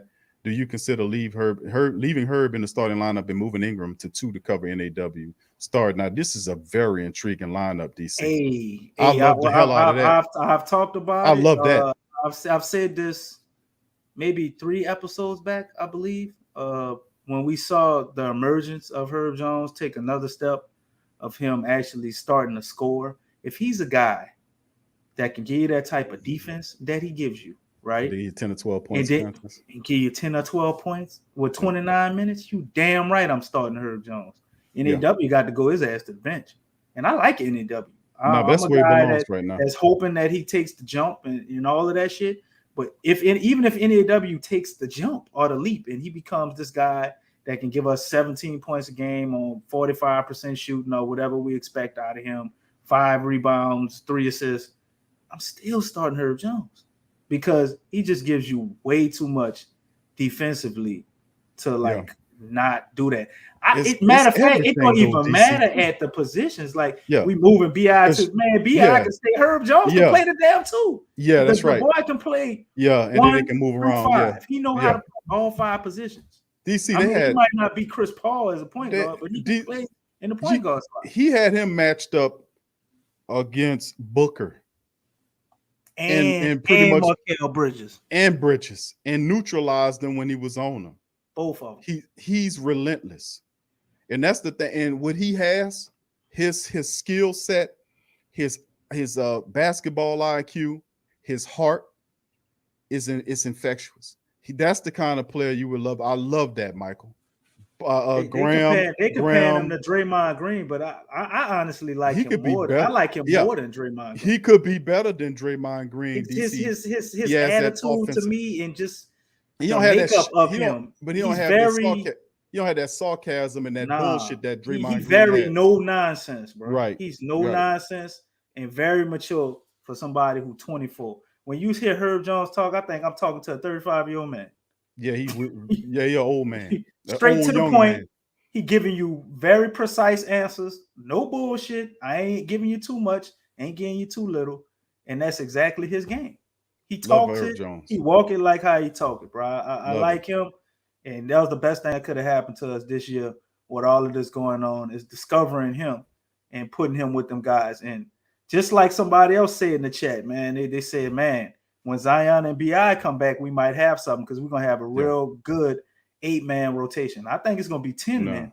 Yeah. But that's an excellent point because a lot of these guys we got getting minutes right now, they're going to go to the bench. So they were starting, and now they go Shit, to the when that bench. Man, when that going to G playing League bench start, guys, it's DC, gonna be easier. yeah, when the G League starts, you're gonna see some of these guys fall off the roster. Matter of fact, Alvarado and a couple other guys. Dalton Holmes, I think they already signed him up to G Mm-hmm. League. I don't know Yeah, what you're gonna DC see. had, but I don't think he's gonna be happy about that. Yeah, he's gonna still be yelling for him because we're gonna see how he perform in the G League if he start He putting up probably gonna 18 ball points a in the G contest. League. I mean, Yeah, I mean, EJ, I played on footage. some. I watched some Nah, stuff on him. he ain't play a little bit. Yeah, he ain't having a acid trip. No, you go back I and ain't look like up. how he looked in the summer league though. He looked like shit in the summer league. You look up his Other than NBA that little his one game NBA where he highlights. He dunked got off the other line. highlights when he was Sacramento. I mean, not Sacramento, San Antonio. When he was playing, he moving around. He does have a certain style that he plays with. He's really confident shooting the three. He's big, and he dunks. He does all that. He'll surprise you. His game will surprise you to a degree. He needs a little bit more training and a little bit more some more help to round out his game. But at the end of the day, I mean, they assembled a pretty good group of G League players. But the straight jacket Jones thing in the starting lineup, I say absolutely. Willie Green loves straight jacket Jones. We don't need scoring in I the don't starting see, lineup. yeah, I don't see him being relegated to the bench I think he fits in the five. Even if I think he fits in the five, no doubt about it. You need his defense in there, and guess what? Even the greater thing about straight jacket Jones, you don't need to call plays for his offense. He gets everything, or he gets everything. He know how to move without the ball. That's right. He knows he the how to only get person moving without the ball. Moving without the ball. Bro. He knows it. He knows how to shoot, but he know how to move without the ball. He knows where to be. He knows where to be. You don't have to run any plays for straight jacket Jones. He's gonna go up in there. He's gonna get you 10 to 12 a game. You give him enough minutes. He gonna work it out for you. So yes, I'm absolutely for that, Michael. Thank you for that. I would love to keep straight jacket Jones in there. Easy on Bi. Bi ain't got to defend all them big wing dudes. Yep. Man, it's a blessing, bro. Yeah, and that's big. People gonna see. Because with him out there, them guys gonna be able to play their game. It's gonna ratchet up the defense. You know what I mean? And it's gonna also create a better offense because we're gonna have more transition runs. You know what I mean? With Zion out there, we're gonna be a pick your poison team once we get all this together, operating, and them guys get used to playing together, bro. Because I mean, what are you gonna do?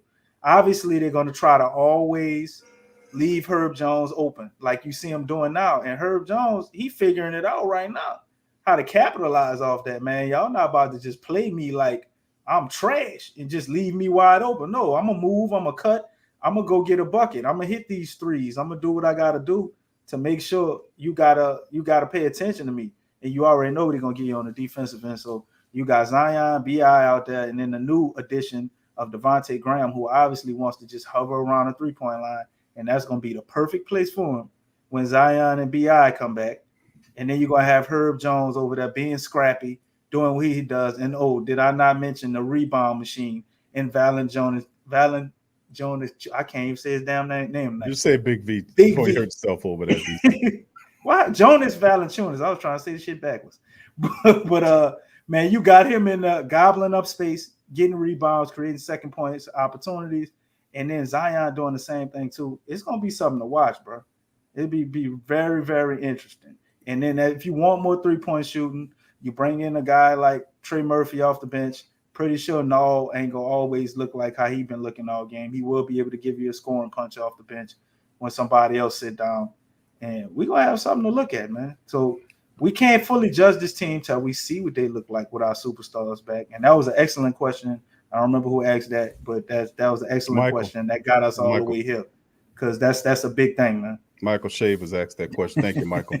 Big ups to the rest Jonas of Valanciunas. I got it right, man. Big ups to the family members. See, I'm selling that Jim Jones Kool-Aid. Oh, damn. No, but it does. But what happens is it solves, like we were looking at our lineup as being quite incomplete. Well, the bonus in it, family, if we're looking for a bonus in the silver lining with all of the losses that we're accumulating, is the fact that Willie Green, who we all know is an intelligent coach who knows what he's doing, and we have a good staff, is learning these players. Well, we found some people that we can rely on, that when everybody gets healthy, we can have a nice mix. We know Graham, what his game looks like. We hoping he breaks through that glass ceiling, hovering around that 16, 18 points and start getting in the 20s. So we love to see that. We know that NAW at this current juncture, we knew that really before, that he's not really ready for a starting role full time, he could be relegated to a bench role as a 6-man, which I think that's better for him to have. I could see him better in that role or coming off the bench. Green light on him, crazy ass shots he won't take. Yeah, there you go, because he'll be the top offensive option coming off the bench. So he'll be able to lead that bench unit. We look at Straight Jacket Jones being in the starting lineup, gives him a guy that can shut down whoever you need to put him on. If you need somebody to slow him down, you don't have to worry about putting BI on him to kind of put the tire out BI, and BI can be doing what he's doing. Zion can be doing what he's doing. And listen, look what we see in JV and Big V. Big V right now is averaging. What was the average on that, man? 12. 19 and 14, DC. What you talking about? It was 14. I want to say it was 14. Hold on. on. Let me make sure now, because that's his average. I'm going to put it on the screen for the family. I'm going to put it on the screen for the family. He had a 2020 game and borderline two other 2020 games. Yeah, his minutes, he's been the number one option because, he's 19 and 14, DC. What you talking about? He was tired last night, though, bro. He ain't have it last night. Bro. Man, averaging 34 minutes a game, man. People won't talk about this. This is, oh, man, he ain't nothing but another Steve. I'm still tripping off the fact that people, I said, are y'all crazy? So all them crazy bastards that was saying something, look at this. This is Steven Adams. Look at them numbers. Look at them numbers, man. This dude, look at those numbers. Man, this dude, he get his field goal percentage up, Q, and let's say his 3-point percentage drop down a little bit. Almost, bro. This dude is close to 20 a game, bro. As a center, you realize this shit, bro? This is so awesome, bro. And you got a center who can have a 50-40-90 season. Look at them numbers, family. Look at that. 19 and 14, fam, for Jones. 90% from the free throw line, and he's shooting high attempts. Crazy, bro. It is, bro. 49, and like I said, man, this is just like crazy. Yeah, and then of course his numbers, DC. Look at that 3-point percentage. 53.3 DC is what he's shooting from 3-point line right now. Is that correct? Am I looking at that correctly? Yeah, he made three of them. He made 3 of them last night. Oh no, that was the night before last. I'm sorry, not last night. Yeah. The dude has a legitimate shot at a 50-40-90 season. Q. Yes, he is. Look at that, DC. He's averaging 53.3 from downtown right now shooting. That's crazy, bro. Man, averaging. You think that average gonna go down or it's gonna go up when Zion come back? Oh man, I think that might go up a little bit. DC could possibly go up because he's gonna get opportunities to have that open shot. He's gonna be wide open. Yeah. They're gonna leave him and Herb Jones open. If Herb Jones can hit those corner threes, we just need him to be PJ. PJ Tucker. He can hit them threes in the corner, bro. And then you got Big V out there and Devontae Graham out there. BI gonna knock him down. Like what you do when you kick it out now. So it ain't gonna be like last year. Yeah, that's my Jim Jones juice. Whoever said that. No, but that's statistics, man. You put the statistics on screen. Even Graham's numbers, DC at 17. This is his numbers right now. Graham is playing pretty good, bro. This 17 and 3 and 5.5. He leads the team in assists right now. So it's a lot of bright spots with some big B at 19 and 14, and of course Graham at 17 and 5 as far as the assists is concerned, and shooting up just under 36% from the 3-point line, DC. So that's on high attempts too, bro. He shoot about 9 or 10 threes every game. Yeah, it's so like I said, it's bright spots here, family. We still got a lot of contests. So I know it's difficult for a lot of family members from what they're seeing. And listen, we know that Zion's gonna be out for a while. BI should be returning real soon. We got Straight Jacket. But what I'm saying is, my spiel is we figuring out who's the ball players right now. This is not all for naught. You know what I'm saying? This is not all for nothing. We got our top 5, bro. We've got it right. And then of course we know we got one off the bench with NAW's better coming off the bench. And then of course the rest of the guys are not bad. We do have some guys that we can work up in that thing. We know Najee will fit up in there somewhere. Billy Hernan Gomez. We got Jackson Hayes. If Jackson can develop, I mean, man, this is his 3rd year, and Jackson don't really have somebody was a big man skill set that do we think he'll perimeter? I ain't gonna say he's a bust, but he needs to develop that mid-range shot. And listen, a lot of these youngsters, they don't like getting them developed. They like to try to shoot the 3. Dude, you better learn get that 14, 15 foot mid-range shot. Get that mid-range together, dude, because nobody is coming at you when you that far. Like in the other game the other night when KLJ gave him the ball, He was standing there looking at who to pass the ball to. No, and the guy was 5 feet from him. Jackson, square up and take the shot. You know, but he had zero confidence. But he gonna pop up a three. He gonna walk down there, biggest cup. No, get you a mid-range shot, bro. You ain't comfortable shooting a free throw without the ref. Come on. So, like I said, but there is a lot of promise in this. KLJ really stepped up last night. You know, we made the comment about dipping his ass in the yellowest paint you can find. The call it chicken color. That man went from playing passive to what you call it, more passive? No, super passive. Super passive. He was passive to super passive. That was the two modes he switched between. That man took that pacifier out of his mouth. Yeah, he was balling out last good, night, bro. Good. Sometimes you got to spark these guys. I'm gonna show act you like big you belong questionable. Yeah, well, come on, show me then. Ass. Show me. You know what I'm saying? Step up and show it. Because I ain't saying I'm talking the real. That man kick that yellow paint bucket the fuck over. Yeah, and then let's see if he spill on it again. They fall on top of his ass again tomorrow. Don't do that. Know? I'm saying, bro, you got to bring high, man. Bro, he got to bring it every night. He got a great one game streak. Good one, right? Great one game, DC. Great one game. But all I'm saying is what the flock is saying is that he has to bring it. If he's a top point guard, you can't always just go and pass the ball to Najee Marshall and go stand in the corner waiting for the shot. You ain't no goddamn sharpshooter. You're not no sharpshooter. Your best attribute, my man, is your speed, bro. Your speed. We ain't talking about him. Your wheels. You got the wheels.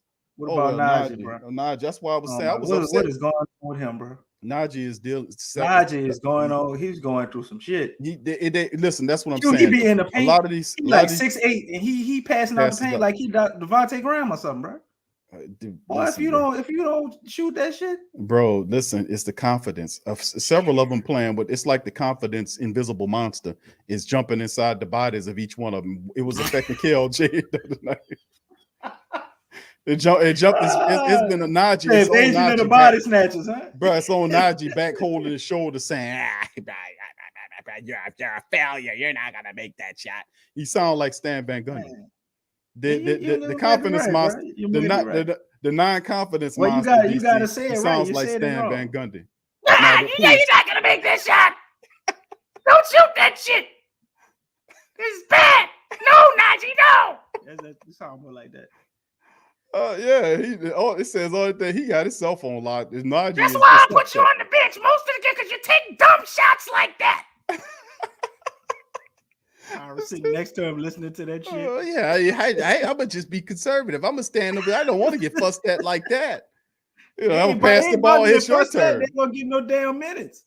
Well, bro, listen. He just don't want to screw up. That's what it is. He plays to not screw up and not get fussed at. Boy, that's Stan Van Gundy go in the film room. See, and you fucked up right here, and you took this shot. You shouldn't take that shot. Then you didn't defend your man. Could you imagine? You didn't even get back. Could you imagine the locker room? Could you imagine the locker room that Stan Van Gundy's talking like that, but he's actually capping on them? It's like he's like a comedian, and like he's capping on them, like he's like capping on them with real truth.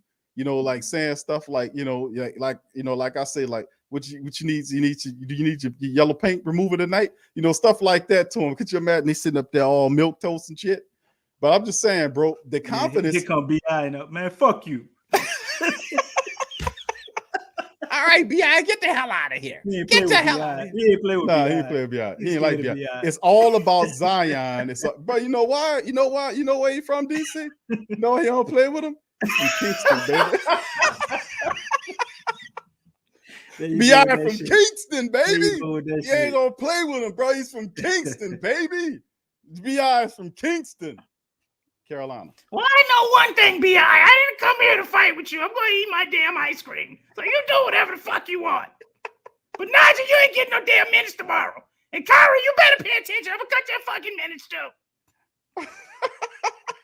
Hey, guys.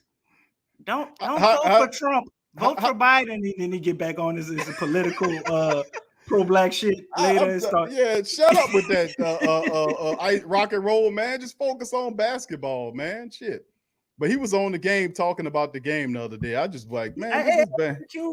I thought it was gonna be bad, but he actually he ain't saying nothing but good stuff about the Pelicans, bro. Well, I mean, he did, but listen, Zion, the Pelicans are a good squad. They're a good squad. He says Zion had 8% body fat last year. Q, he told the truth. Well, it is what it is, bro. I mean, somebody got to tell the truth with all that lying going on over there. Somebody got to counterbalance the skills some kind of way. Right. But what I'm saying, family, about there are bright prospects ahead because Coach Willie is figuring out this team. We've got our 5.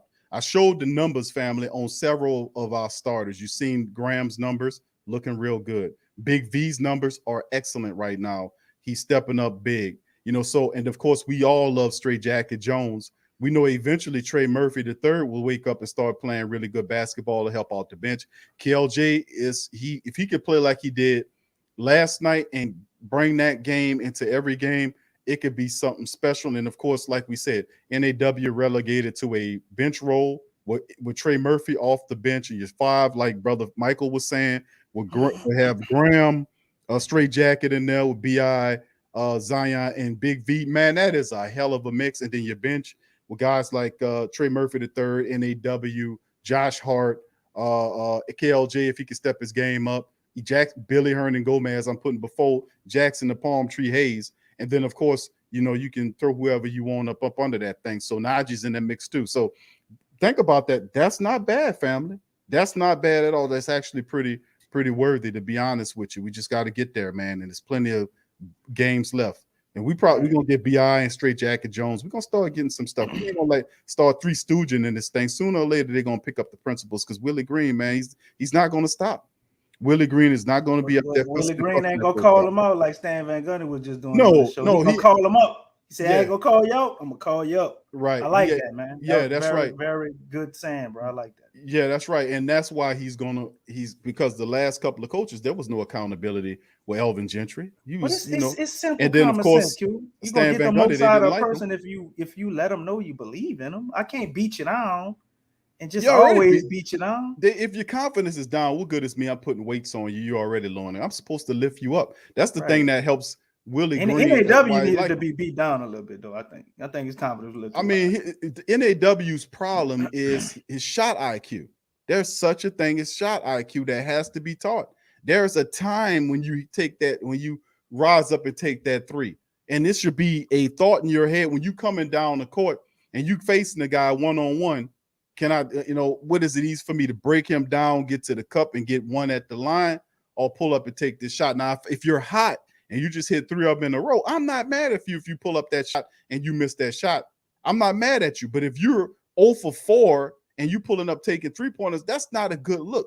Get your game together by attacking the cup and getting to the free throw line. He's a decent foul shooter, and his part of his game is getting to the cup. He's a physical kid. He loves getting to the cup. Yeah, he did that last night, man. So we got to commend him on that. Right. Still, it wasn't as efficient that we probably would like. He was 7 for 16, but it looked different. From 3-point that 7 for 16 looked different though.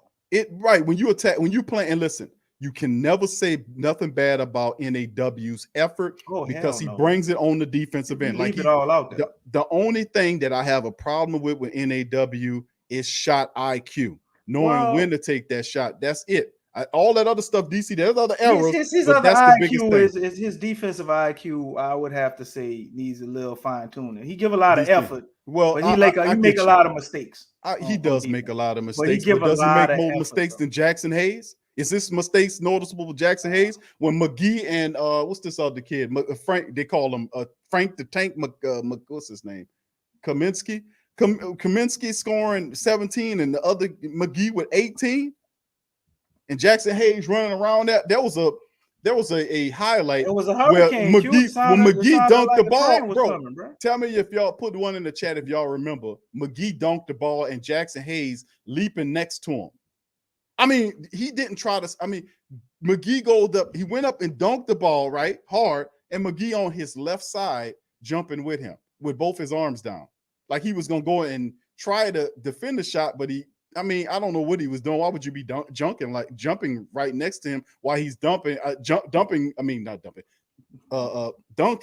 the ball, dumping them bumpers out. But listen, what I'm coconuts from a palm tree, something like that. But he was dunking the ball and McGee next to him. Y'all see the family members putting one in the chat. I'm like, what, Jackson? Why are you jumping? What's going on? The dude is lost out there, man.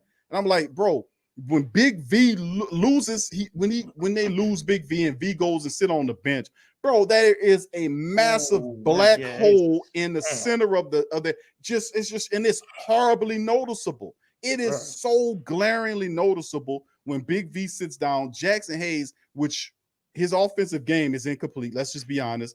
His defense is his best. He's a big that can run the floor like a deer.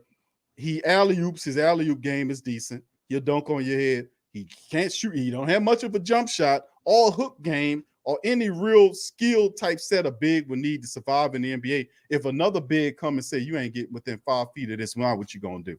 Besides him kicking out, he really don't have any offensive skills to speak about. So when I see Jackson Hayes, I see a 7-foot guy that's a floor runner who's a shot blocker who has incomplete game, and the defense is supposed to be where he makes his bones off of.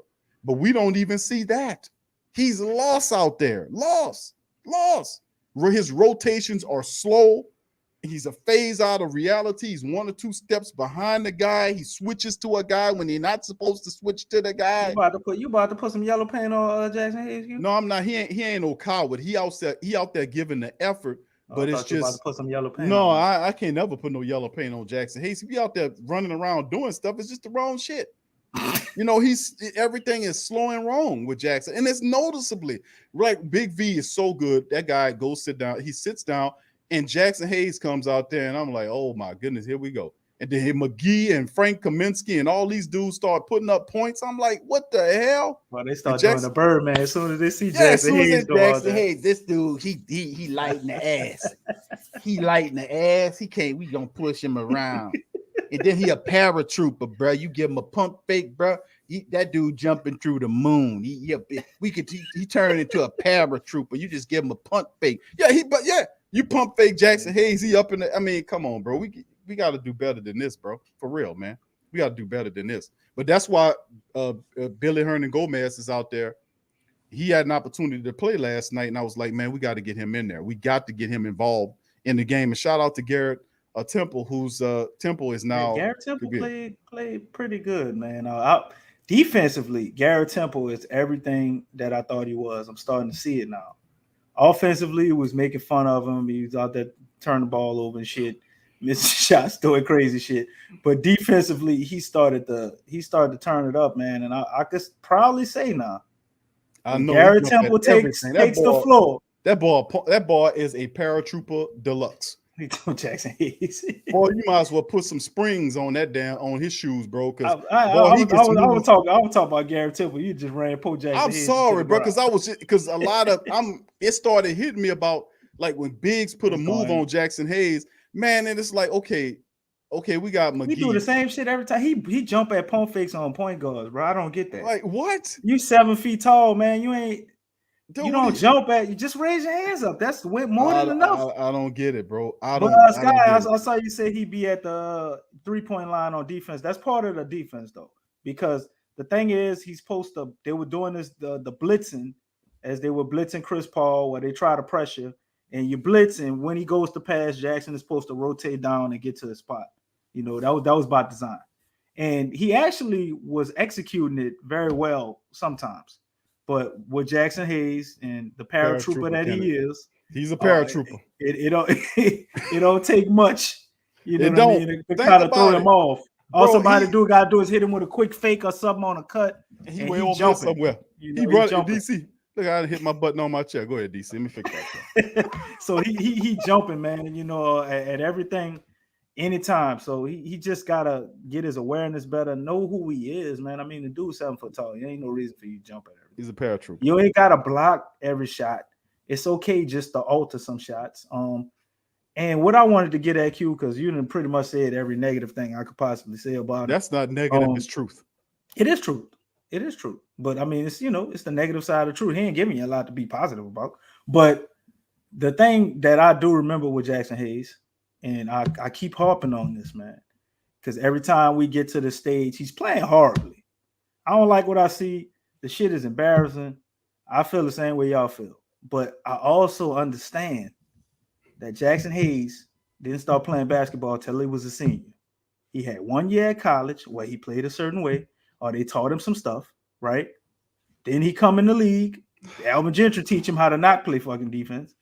Then he comes under Stan Gundy, learns another set of defense and how you're supposed to play.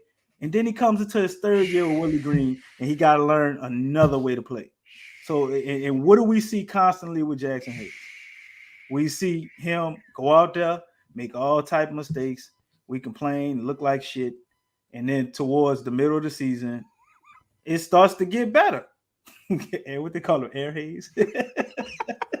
That's pretty funny, Dre. But towards the middle of the season, it starts to get better as he figures it out. And I don't think this is anything different. We're going through a damn repeat of last year. They got Jackson Hayes basically benched at this moment, or his minutes are phasing. As you seen Willie Herman Gomez out there yesterday, or Billy Herman Gomez, should I say. And once that happens, just like clockwork, like his first year, like last year, he gets pissed off, he locks in, he starts to focus, and he comes out and starts playing better. So I think we're going to see the same thing this year. And it goes to show you just the maturity level and the mindset of him. He's still maturing and learning how to be a professional, because it shouldn't take all that to get you to play better.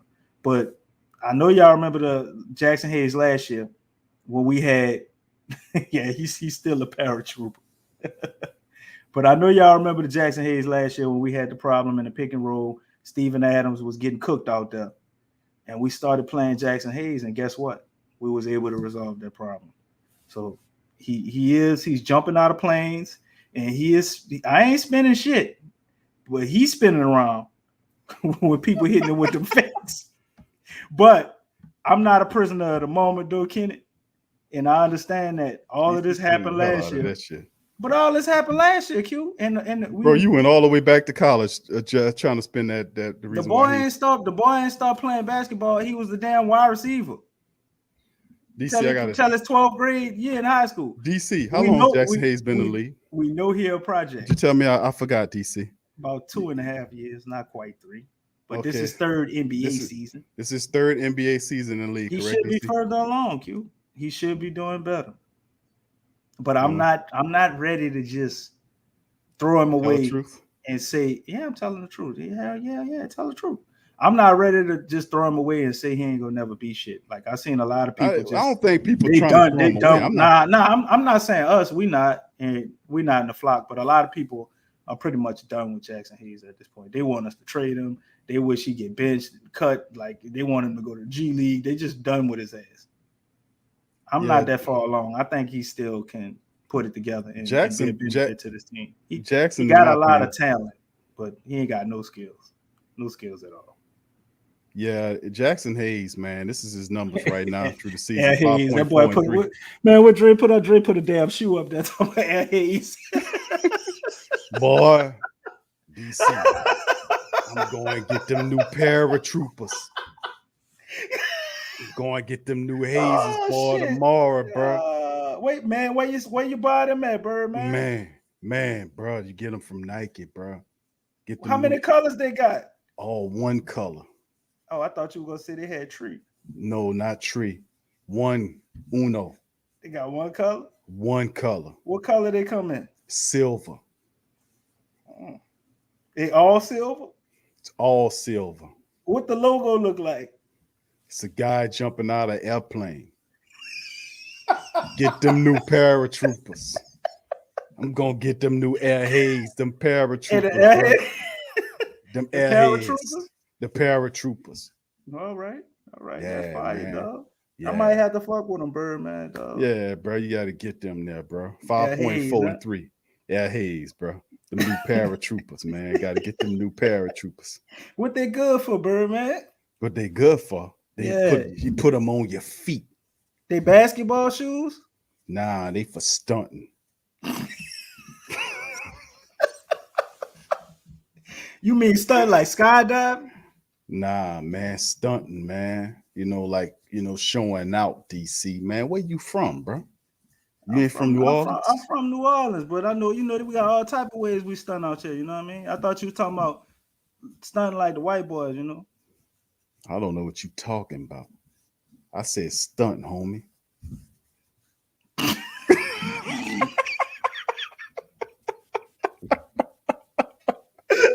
I go in my bag, fam. I go in my bag from time to time. I'm going to get them new paratroopers. I was trying to set you up with the parachute shit. You ain't want to keep going that way. Nah, bro. I'm going to get them new paratroopers. You heard me? Paratroopers, huh? What they sell them at? Man, everywhere. How much they is, Birdman? $1.60. $1.60? No, homie. I don't wear no $1.60 stuff, boy. What you talking about? $160. Birdman, boy.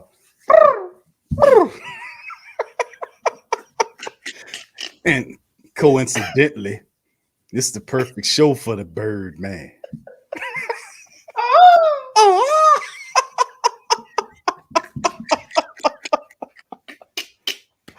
Oh man. Hey, that's right, Trent. That's right, Trent. They silver. They silver like that trash can silver. Get them new paratroopers. Them new paratroopers, they trash can silver. Air Hayes. Oh, this is funny. Air Hayes. I think they messed the logo up though, Q. How so? It should have been a palm tree. Yeah. Number one stunner. Put some respect on it, Adrian. That's right, baby. What's up, That's Adrian? Right. Adrian. Yeah, playboy. Let me tell you something. We gotta go get them new Listen, we gotta show our homie Jackson Hayes some love. We gotta go and get them new silver, trash can silver paratroopers. Get your stun on, homeboy. Help Jackson out, man. Get them new ones. All right, Birdman. Hey, you gonna do a commercial for him, Birdman? If he paying me, Okay. I don't do nothing for free, homeboy. You don't do nothing for free? I ain't in for charity, bro. How you think I got all these millions by being selfish?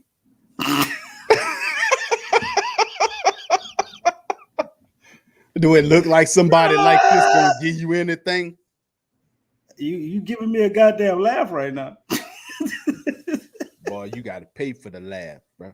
I ain't no joke. Put some respect on my name, boy. All right, I'm gonna put some respect on it, Birdman. But I'm gonna go buy all 3 pair of Jackson Hayes shoes when they come out with the new colors. And honor you. Yeah. That's what I'm 3 talking about, playboy. That's what I'm talking about. Much love to you and the whole island, bro. Silver cash Much trash love. can. They gonna come out with glad bag black, and they gonna come out with heavy duty, heavy duty garbage can white. You know what I mean? Yeah. Kid says, "Yo, Birdman, when we getting them yellow Najis." You got silver trash can. You got silver trash can paratroopers from Air Hayes. And then I want the glad bag. I want the glad bag black paratroopers. I want them pair of Air Hayes. I want them. Boy, they bad, boy. I heard they coming out, playboy. I'm waiting for them. With the white laces. Yeah, I'm waiting for them. Yeah. They said when you jump from a distance of 2 feet or more, airbags come out. Yeah. Much love. All right. Stuck in there, huh? That's right.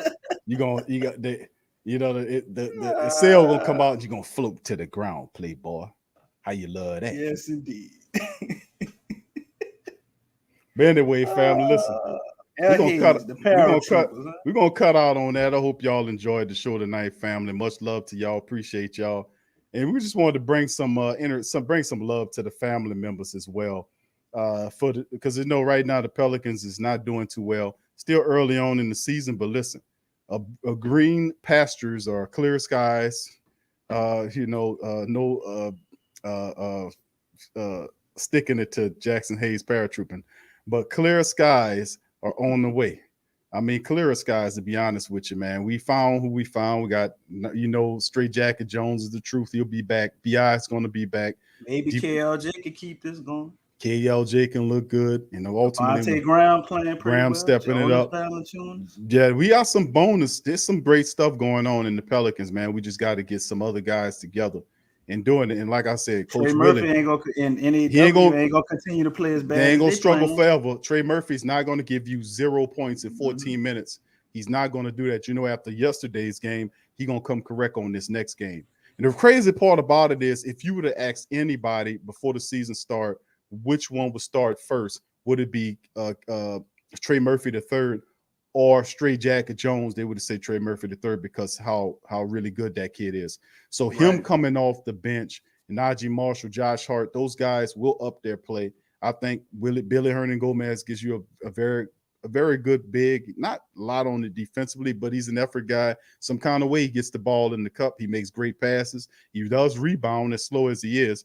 And we just had to add a few more pieces with that. And I think Willie makes it work, fam. We just got to hang in there. We got a tough matchup against Golden State coming up this Friday, man. And we might not win that matchup. Matter of fact, I'm going to say we're not going to win that matchup. And I don't. What if we get B.I. and Herb Jones back? Because I'm saying we're going to win, because I think we're going to get them back. You win. If you get I will say you win. If you get B.I. and Herb back, you should beat the Golden State Warriors. That's why I'm saying you should beat the Golden State Warriors. Yes. They're not going to expect them guys to come back, because we all don't know right now. Right. But if they just show out before tip-off and both of them come back. Yeah. And listen, Straight Jacket comes back. No, who did we put Straight Jacket on, DC? Come on. I'm gonna put him on Steph Curry. I'm putting him on Steph. There you go. Putting him on Steph, bro. Let's see what, bro. Can we give him the hardest matchup all the time, bro. Put him on his first game starting the man guarded Zach LaVine. Yeah, bro. He's been having the toughest. Zach LaVine, gave him the business, but he made it hard for him. He wasn't just dogging him. You know what I mean? If we make Curry work hard, man, he might burn that. He might burn that Curry chicken, man.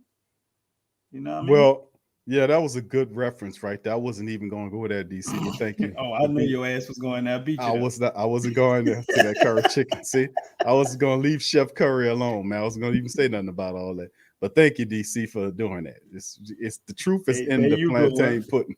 There you go. Stirring up shit, huh? DC got a new shirt coming out called "The Truth Is in the Plantain Pudding." Huh? Stir that shit up, huh? Yeah.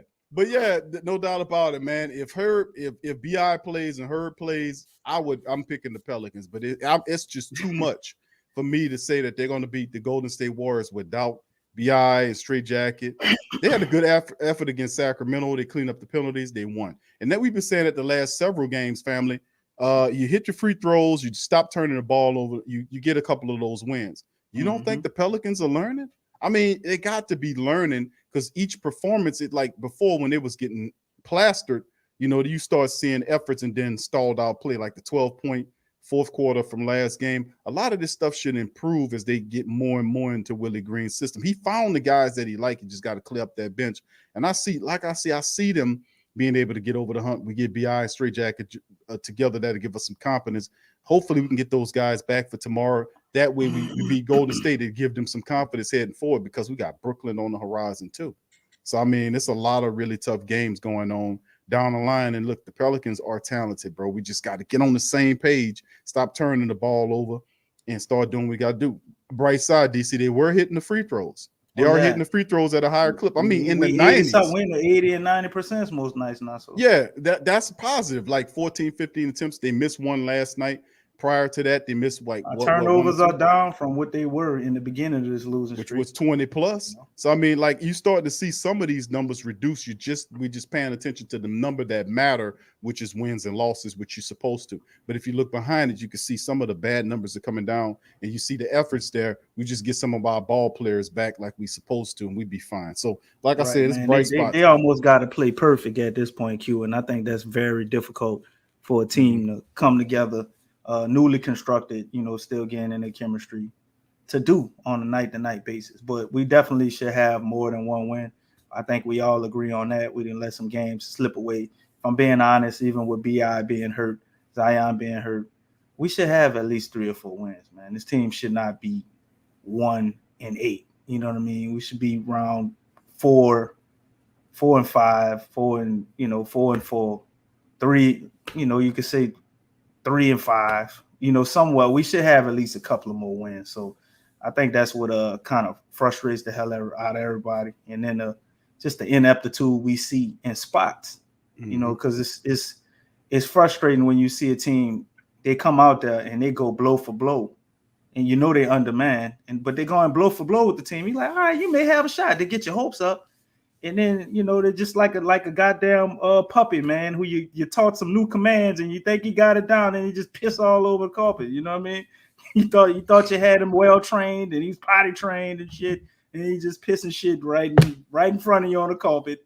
It's like, man, I could have took you outside, bro. This was so simple, you know. But I don't think they keep messing up the carpet. They wet the bed, Q. They just wet the bed, you know, at the most inopportune times. Huh? Yeah, you're right, bro. You're right. The 12-point fourth quarter, the point where you knew they were going to lose because they wasn't dialed in. They like turned it over. They kept turning it over 3, 4, 5 times yeah, in a row. that's like over, man. yeah, and then come back. You can't. Nah, you can't. The momentum, and then of course Sacramento getting the ball and they're scoring, and then you scoring. It takes great difficulty for you to score, but they just score with relative ease. When that start happening, you see that you don't have the energy. Like I said, it's all about energy, and you have to match the intensity of your opposition. If you don't, you're gonna get mauled over. That's what it's about. Pelicans couldn't do that the other night. They played well early on and even had the lead at some points, but you got to maintain, man. It's 4 quarters to this thing. It's 4 quarters to this thing. You got to maintain. You got to finish strong. Pelicans are not doing that, but that doesn't mean that they won't. They are learning, despite the fact, if you look at the statistics behind the scene, a lot of those negative stats are falling, but they have to get the stats that really count, wins and losses together. 1-8 currently. BI straight jacket plays. I think they win the game. If they don't, I think they don't. But those guys are on the horizon to come back. If not for the game on Friday, then another game that's closer down the schedule. So we just got to hang in there. That's a lot of game left, a lot of games to be played in the season, family. So don't keep supporting your Pelicans, man. Keep the faith, man, and realize a lot of basketball left to play. We're gonna get some of our people back, and Coach Willie gonna get this team together. I promise you that. He won't quit. He gonna keep talking, and he ain't gonna be fussing and cussing at him. He gonna keep on until he reaches him. And I'm telling you, he's a good coach. We're gonna stir the ship around. And somebody asked me about Doc Octopus in the chat. Right, Taj. And I wanted to say something about Doc Octopus in the chat. And they say if they fire Doc Octopus, who would be the next general manager? I don't think they fire Doc Octopus because I think the Pelicans turn this thing around this season. And I think Willie Green saves Doc Octopus's job. I think he does. I think Willie Green saves his job by winning. That's all. I don't believe that Willie Green can save Doc's job. Maybe he don't get fired this year, but he's gonna get fired at some point, Q. For what? If they win, it's been too many slip-ups, too many moments. They'll forget all that. You're gonna forget all that when we talking about the Pelicans. Gail Benson here, who kept Elvin Gentry around when he was losing because he's such a nice man. So I mean, I ain't never heard her call David Griffin a nice man or a wonderful human. Well, let me tell you something. It makes it harder. If you can't fire him now, he lost back to back. He should have fired him then. You had an opportunity. Well, he's not the coach. I mean, you usually don't fire a GM till the season is over. And then you don't usually fire a GM if you start winning. What's the purpose of firing them? People will start forgetting about all that losing when you start winning. That's the thing about short-term memory. A lot of people have that because there's a lot going on in the world. A lot of people, sometimes people have that short-term memory. We forget all about the losing if you start winning. So if you get the team to the playoffs, you think they're going to fire him when the team get the playoffs and they get to the playoffs next year and his contract up, and you say, okay, time to fire David Griffin. Man, they're going to say David Griffin helped get the team to the playoffs. See, he going to spin it. See, he losing. His spin ain't working because he's losing right now. But his magic, his spin magic starts working with the wins and people start dialing in. The spin magic starts happening if they win. So I don't think they fire him. I don't think they fire him at all. That's my take. Well, what up? What's going on, Lexa? What's up, baby? Big ups to you. Much love to the Queens. Right, Lexa. But man, I feel you, Q. But I mean, at some point, bro, all of these blunders, the national media laughing at us, stuff getting out of hand. We wanted the Zion thing to not blow up in our face. The people to not calling them injury prone. It's been a media explosion. Like, you're failing at your job. He's supposed to be able to control this type of scenario, bro. So I mean, you may be right because Gail Benson, she's such a nice lady. She's hands off. She seems to kind of let things play out, man. DC, look at the history of how she trusts what's your guy Joe? What's the name of that guy, man? We pulled him up. He's so behind the scenes, I forget his damn name. The guy right under here, Lucia. Dennis. Dennis Lucia. So it's all on him. And judging by that, I mean, we don't get rid of anybody till they damn near just burnt all the shit and we scraping the bottom of the skillet. Nah, then you we gotta won't fire them, you know. You gotta be pretty bad for the Pelicans. You could be cooking up all type of disgusting food here, bro. They just keep you around. The history of the Pelicans, they are once they hire you, you got to do a lot to get fired. Like Elvin Gentry should have been fired 3 or 4 years prior to him actually being fired. And it was the spin machine was so bad, the people so full of it that he got on ESPN. We did a show. They said he was done wrong. Remember that? When we he covered got that. fired. We got on there and I blasted the hell out of Stephen A. Smith, man. I blasted the hell out of him. You don't know nothing about Pelican basketball. That they did Elvin Gentry wrong. Look up his record as a Pelicans coach. How many times did he get to they did not do Elvin Gentry wrong. He stayed here several years past what he was supposed to be honest with you.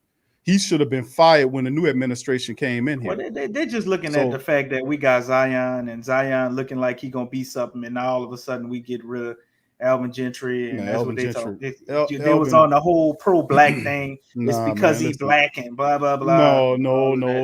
Well, I mean that's what they was trying to spin. Well, listen, they got good black coaches out there. Elvin Gentry, not one of them. Listen, the truth is, you go pull up his overall head coaching record, he's a loser. And I said it then, and I'm gonna say it now. And I was saying it then when he was on the team. That this man, he hired a head coach, an old ass head coach. That's a career loser. He had multiple stops. He had a losing ass record as a head coach. You hired this dude here. You had all these other fantastic people out here. Championship, he was an assistant coach, bro. He was an assistant. But the charts and graphs were so nice because you had a moron and Dale Dempstead hired him and fired Monty Williams to do it. So I mean, it was that's stupid. I bet we've been dealing with this for a long time. That's why they can't tell me nothing about the Pelicans, man. I know behind the scenes. I know about all that stuff up in there. That's why I was saying I'd be telling the family. I like to forget that part of Pelicans history, bro. No, that shit is embarrassing. Bro. No, I keeps it, man, because that keeps our vision centered where it's supposed to be. Which don't hurt. No, it don't hurt. It don't hurt. We in the midst of losing. What type of pain medication you take? It's called reality, baby. It's called reality, baby. Get a dose. I don't run from the reality. So you take reality pain medication. It's not pain. You take reality pain medication, and you wake up in the morning and put on your Jackson Hayes paratroopers and walk around feeling good about the Pelicans. Switch them up with the Najee sometimes. In the yellow Najis, huh? Bro. But man, I mean, you're right, bro. I mean, I want to say that they're gonna fire him because I want his ass gone. I wish we could just say he's gonna get fired. He's not gonna every day on this show. Tell he get fired. I want him gone. I think a lot of people in the building want him gone. I know.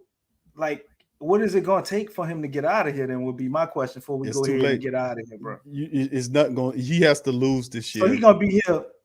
Let's say Zion take off and we start winning, but we don't win a championship. Because we're not winning a championship, or we not going to that next level, you don't think that'd be enough for him to eventually get fired? You got to get to the play. See, it's all the thing is his spin. I'm gonna say this and I'm gonna leave it alone. I'm gonna tell you why his spin not working. His spin not working because we're too intelligent for the propaganda. We don't fall for it. Number two is his spin's not stupid too. The spin. Well, I mean, when you spin something, it is an insult to the people you spinning it to. When you're involved in spin, like you know what you're doing, like there's some people that don't know they're spinning. And there's some people that go to school to learn how to spin things, which means take words and words that tell the truth and then spin them in a way where they sound differently. That'll be, you can take, like instead of saying how long in terms of days your car payment is, or how many payments you got to make, they say, how many payments is this? There's 300 payments. They're like, good Lord, that's 300 payments. Then you say, or it's 3 years worth of payments. He says 36. He says 36 months. Oh, that don't seem like too much. That's still 3 years. It's still 3. See what I'm saying? The spin on it. See, still 300 payments. If it's 36 payments, like you know, what I'm saying it's 300 payments. It's 3 years worth of payments. But you're paying a payment every week. I'm saying it's 3 payments of it, right? It's 3 payments. You're calling those 3 payments. I say you got the call. You got it for 3 years. 3 payments. It's 3 years worth of payments. I'm sorry, 3 years worth of payments. Okay. Instead of that, don't sound as good as 36 months. Oh, it's different. It catches you different, and they know that. And that's what the spinsters do. They'll take stuff and they'll spin it. They go to school for that, and that's called word manipulation. That's how they do it. That's how they sell products. And that's how they get you to buy things. They spin it to make it sound better than what it actually is. It's a lot worse than what it actually is, but they know how to paint it. Well, this guy is a spinster. And the thing is, I know what spin is, and I know what you're doing, and I'm not hypnotized by that. I see right through that. My eyes is open on that shit. So I think it's just you. I think it's most of Pelicans Nation. I'm speaking in terms of me. I'm not, really likes but this is true. This is true too. But I'm saying when he first started opening his mouth and talking, we called that out. Say this dude is involved in spin. Then another reason why the spin is not working because he's not winning. See, he had too much dysfunction, and people are looking past it, and then they're realizing that he doesn't have a real plan because his plans don't involve specifics. It's all generalities, which gives him room to wiggle in between gray areas. He creates gray areas, much like the rule players and stuff in the NFL when they mess with the catch rules, or what a catch is and what's not a catch. They create gray areas so they can operate within the gray area and do what they want to do. That's what he does. He doesn't give you specifics. He gives you generalities so that if something didn't happen or happened, he can be able to adjust in between to save face as opposed to standing on what he's saying. That's what he does. See, and I'm just naming all the tricks of the trade that he does because he's involved in all of that. We don't play that here. We calls all that out. And that's what happened with the reporter when Guillory asked him about, well, you said such and such. Well, actually, I didn't say that. Yes, you did. Yes, you did. Yeah, yes, you did say it. And I hear why you ain't tell him that like that? Very funny, DC. Very funny, DC. Okay. Very funny, DC. They're very funny. Okay. Very funny. Okay. I am not Will Guillory. Thank you, DC. All right. But the reality is, you always bring up that interview. You was mad when he told you that. No, I'm saying, bro, I was mad, but Guillory was you calling him a liar. I heard the family say it was mad when he told me. But go ahead, continue. Whatever, DC. But the man, you could tell the man was a bit peeved because you saying, "No, I didn't actually say that," which means that that's a snipe against Will Guillory because he misquoted you, which is against him. That's a mark on him because a reporter get comeuppance for his accuracy.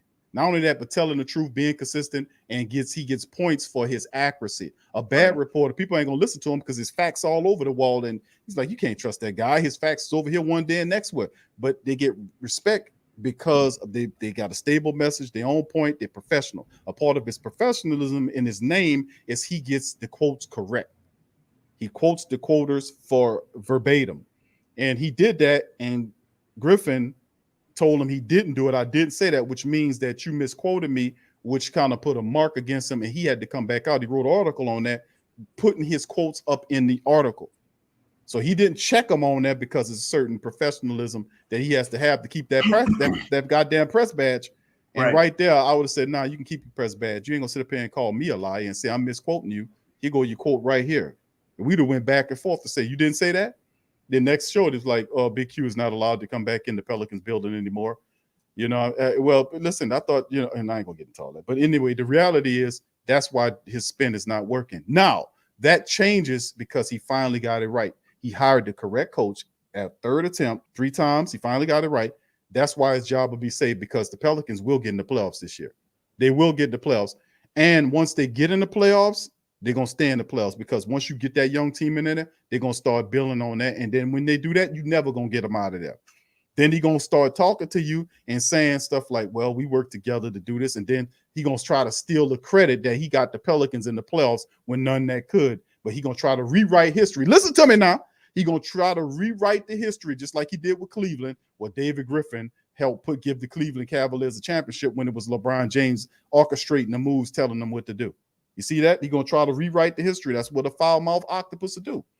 But at the end of the day, it is what it is. You correct the narrative by remembering the story and the history. That's why I never forget my history.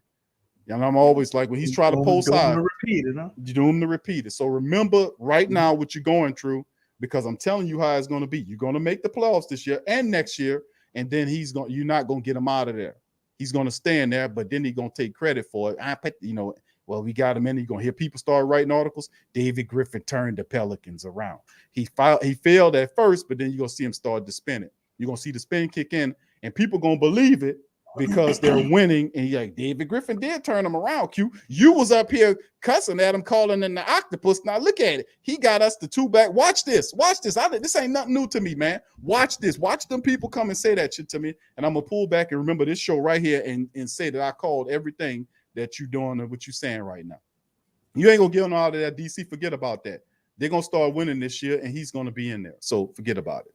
Yeah. Your only chance was to get him out is if they fail. If they fail this year, he gone. Ain't no doubt about it. You didn't hit me with too many receipts. I'd have to agree with you, brother. But I like to see him gone because I'm just sick of it, man. I'm sick of the lies. I'm sick of the BS. And more than just the lies and the BS, it's just the unnecessary lies. There's no reason for a lot of this. Everybody know what it is. Like we already know like what you lying to us for, and we already know what time it is. It's just it's like they almost insult our intelligence, man. I think we're from the South, and a lot of people think in the South you're slow. Because even some of the stuff he do here, I didn't see him doing all of this in Cleveland, or maybe I just didn't follow Cleveland close enough. But I feel like a lot of things, you just feel like he's the smartest man in the room, and everybody else stupid. Yes, the stuff they package up to tell us is like, really? Even when I hear Willie Green, when they asked him about it, like this week when we talked about the scans, they asked Willie Green. It was like, oh, so is Zion practicing? Willie Green was like, he took a deep breath before it was almost like he didn't even want to talk about that shit. He did. Because he'd been briefed on what he can say, what he can't say. And everybody clearly knows what it is. But we got to put on this charade and pretend like Zion gonna be back in 2 weeks. As you know, we keep getting these scans. They keep recycling the same fucking excuse. We've been waiting on scans for a month and a half. We sitting by the damn X-ray machine. You know what I mean? Matter of fact, y'all might as well just buy a fucking X-ray machine and put it right in the Pelicans practice facility. You could go right back there, get the scans, and you can come right back out and tell us what time it is. They can't be that damn expensive. Nah, they already know the timeline. Exactly. They know the time it is. They know what's going on with the man foot. They know how it look. They just trying to slow walk us into it now, because I do believe it was a point in time. People, I see you in the chat saying Zion lied. I don't think he lied about how he got hurt. He said he got after it. He started practicing early after the season went over, and he hurt something. I don't see. I mean, where would the lie be? I mean, what was he playing? Throw up tackle, and he broke his foot. Like I don't think he was riding a motorcycle and trying to hide that from us. He started working out and did too much or did it the wrong way, and he hurt himself. He told you the truth. But they knew he was hurt. He knew he was hurt. I think they believed that he possibly could have been back to start the season when it first happened. But as time got closer, they knew that boy wasn't going to be back when they told us that shit, bro. They knew that. They knew he wasn't going to be back. They know that. That's the franchise story.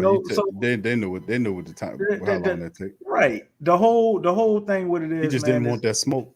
He didn't want the smoke. That's called DC? The fire out. You know what that's called, DC? What they call it, Q? You know what they call that when they try to control the spin? What they call it, bro? Go ahead. It's called damage control. I'm serious. So your ass be spinning shit. No. I be up here doing damage control for your spinning ass. No, I'm saying, listen. DC stands for damage control. But no, but seriously, it's called damage control. That's what they do. Just, So I mean, but Stephanie asked the question, said, do you think Zion will be back in the lineup next month? No, Stephanie. Yeah, I think he'll be back next month. I think he'll be back in December. Probably close to the middle of the month. I don't know. Around Christmas. I'm going to say I don't think they want us to be hopeful and believe he's going to be back. Yeah, that's why I say Thanksgiving. I'm not buying into it, because it's like, okay, they're gonna keep you on the hope rope. They throwing out the hope rope. That's what's going on for real. That's why I say for the family members, put Zion out in mind until 2022. He's not in a walking boot. Now listen, I'm saying, DC, that it's not just that. It's all the other stuff that comes along with it. This guy has been hurt since he's been down here. And every time he gets hurt again, they get even more cautious with him getting healthy. So it's right now, what day is it? It is November the 4th. November 4th. I'm saying that it's not a stretch of the imagination to say that you won't probably see Zion Williamson the way you want to see him until 2022. So I would put the hope rope that's what they're using to keep people dialed in. Listen, just hang in there because Zion's going to come and save the day. Try to keep our ticket sales up and all Right. that. Absolutely not. Do not buy into the hope And rope. it ain't working. Don't The buy into opposite thing to me, I think, is happening because we pride ourselves on authenticity here, man. We love creativity. We love originality in New Orleans. So when you start trying to package bullshit to us, I think they would have got a better response from the people if they just told the truth, man. Just tell the People truth. would have still came out to the games, Just tell the supported the team. It wouldn't have looked as bad, you know, but, you know, maybe Zion parents or whatever they did say they wanted to cover it up or whatever. Who knows? But you definitely would got a better supporting from the people and telling us the truth. We going with the minutes burst, and then y'all told us the boy wasn't hurt when this is the whole replay of what happened with the summer league thing. We were talking about him with his MCL. He probably been messed his knee up. You know what I'm saying? That was why they was overly cautious during the summer league game. You know, and they was hoping that it wouldn't get worse, and it progressed and got worse and all that. And they told us a whole bullshit on that. Then when he heard it, you know, the MCL, how long it was supposed to be originally? Can you remember that? He's only supposed to be out for like a month, right? Yeah, it was something. And he missed 40-something games. That's why I told you, don't buy into the hope. You got me once. You fooled me once. Shame on me. It ain't. But they told us it was going to be the beginning. You won't fool me again. Isn't that what he said? You fooled me once. Shame on me. You talking about Bush? He said, "You fooled me once. You fooled you once. Shame on you. Shame on you. Fool me twice. You fool me. You fool me. He said, fool me twice. Well, you won't fool me again. You forgot to say. You remember it. Oh, that's terrible. But you fooled me, wife. You fooled me. You fooled me once. Yeah, that was funny. Nah, you won't get me with the hope rope, man. I'm just gonna put Zion Williamson out of my mind until 2022. I'm more focused on the guys that can help us right now. And that's why I'm focusing on Straight Jacket Jones and BI, because I know these are guys that be coming back in the next several games. They're going to be here. So, you know, and of course, finding a role for some of these other guys and really situating the bench, because you see, they got good players. Why don't we go out and trade if we not believe in our own bullshit? Why don't we go out and trade to get somebody? Are we really trying to underperform to not give Memphis that pick? Is it Charlotte? No, it's Memphis. It ain't got nothing to do with that. What you going? But the thing is, this is the thing when people when you have that discussion, or we'll go out and reach and trade for somebody. Listen, we don't know what you got. I mean, you only go and do that when you realize what you're not working with. We have not given enough people enough minutes to understand what we got, and plus, still, it takes time. We only played what is it, 9 games so far? Mm-hmm. I mean, how do we not know that if these guys play together, they'll gel and then we'll start winning games? We just can't start selling everything out and we won in 1-8 right now. It's still 70-something games left. No. I'm not saying trade. I'm saying you don't know who you have. I'm saying to grab something. Well, Zion not here. We can use an extra something. I'm saying we still haven't had an opportunity to find out what we have on the team before we make a trade. Like, let's just see what we got on the team, and then we realize, okay, this guy is this guy is that. That's what we under right now. Through the first 9 games of the season, it's an evaluation process. That's what's going on. We found, and I said this a few minutes ago. We talked about Straight Jacket Jones. You know what you got with him now. You know what you got Big V. You know what you got with Graham. You know what you got with NAW. Unfortunately, who's the 6th man that come off the bench right now. We found that out until he switches up his basketball IQ and start doing some different stuff. We know what you got in Hart. You know what you got. Some of these guys are developing and they're getting better. And then the big caveat to it is the first round draft pick gang, Pelicans, have to start stepping up because they're a big part of the success of this team currently. The first round draft pick guys like Jackson Hayes and KLJ, NAW, these guys are core members of success that need to start stepping up their game. KLJ has to get more disciplined and start and be more aggressive and attack the cup. Najee got to come up, and the undrafted guys like Najee has to start getting comfortable again and gain confidence. This is all a matter of time. I think Willie Green gets them together. I really do. So, I mean, it's a little bit too early for me to talk about, well, let's go out and get a trade or bring somebody else in here. Let's see what we got first before we worry about shipping or trading or bringing guys in here. Let's see what we got first. But like I said, man, eventually we'll get guys back. We'll figure out how to win with the guys that we have. But you've seen Garrett Temple's getting better. We don't know what we got in Sato. We don't know, what Sanoransky looking like. Well, I don't think we'll ever play Alvarado. I think he'll just eventually be a G League guy. Wait. Alvarado got some minutes yesterday. He got 1 minute. Trash He time, cut man. it out. 1 minute. So I mean, but the thing is, like I said, we don't know what we got here. And before we start making moves to get other guys, let's discover and evaluate the players that we got, because that's what Willie Green doing. He don't know too many of these guys until he puts them on the court and see what he can do with them. And he found Straight Jacket Jones, put him in the starting lineup, and that was a success. In AW, he has to teach him shot IQ, which is not beyond the realm for him to learn shot IQ. Willie gonna help him out with that. I really do think he's gonna help him out. And then, of course, the bench is looking a lot better together. When you put guys like Billy Hernan Gomez, and that's, you just need a spark off the bench like a KLJ. He needs to step up like what he did last night and the rest of their perperformance. That helps out. KLJ steps up. If he does that, we can win some games. You can win some games. If KLJ steps up and we do what we're supposed to do, we should beat teams like Sacramento when it counts. We have BI and Straight Jacket. We beat Sacramento's. We beat the Magic. We beat the OKCs. We even spark up and get really disciplined, and we start doing what we're supposed to do. Like I said, them guys are hitting those free throws. They're up in the upper 80s, 90 percentile over the last several games. They've been a lot of positive stuff that wasn't happening early on in the season. You're starting to see them do. So it's incremental at best, but we're not noticing it because of the wins and losses, right? Which is 1 win and 8 losses, unfortunately. But there is improvement, is what I'm trying to say. So don't buy the hope on the rope. Don't fall for the hope on the rope stuff for Zion Williamson. I don't think Zion, you'll see him. So what you say? You said next year, 2022. I said next year. So you put him at February? Somewhere in January. That's what I said. January. I said January. Because listen, that's the safe bet, because they'll probably sprinkle him in there with the more cheap ass minutes, but that's not going to really be something. Is there any possibility that he? I said 2022. Is there any possibility that he could come back sooner than that? That's always a possibility. That's a slim chance he can come back. DC might heal up fast and come in there and play. Who knows, bro? But we talking about based on the relative short history of Zion Williamson being with the New Orleans Pelicans, it's not good. That's why I say they take a conservative approach and putting him back in there full-time minutes. This guy been here for every year that he's been here, he's been hurt. Right. Every year he's been here. I told you my philosophy. I'm sick of it. Last show. Sick of it. I Let think him rest up.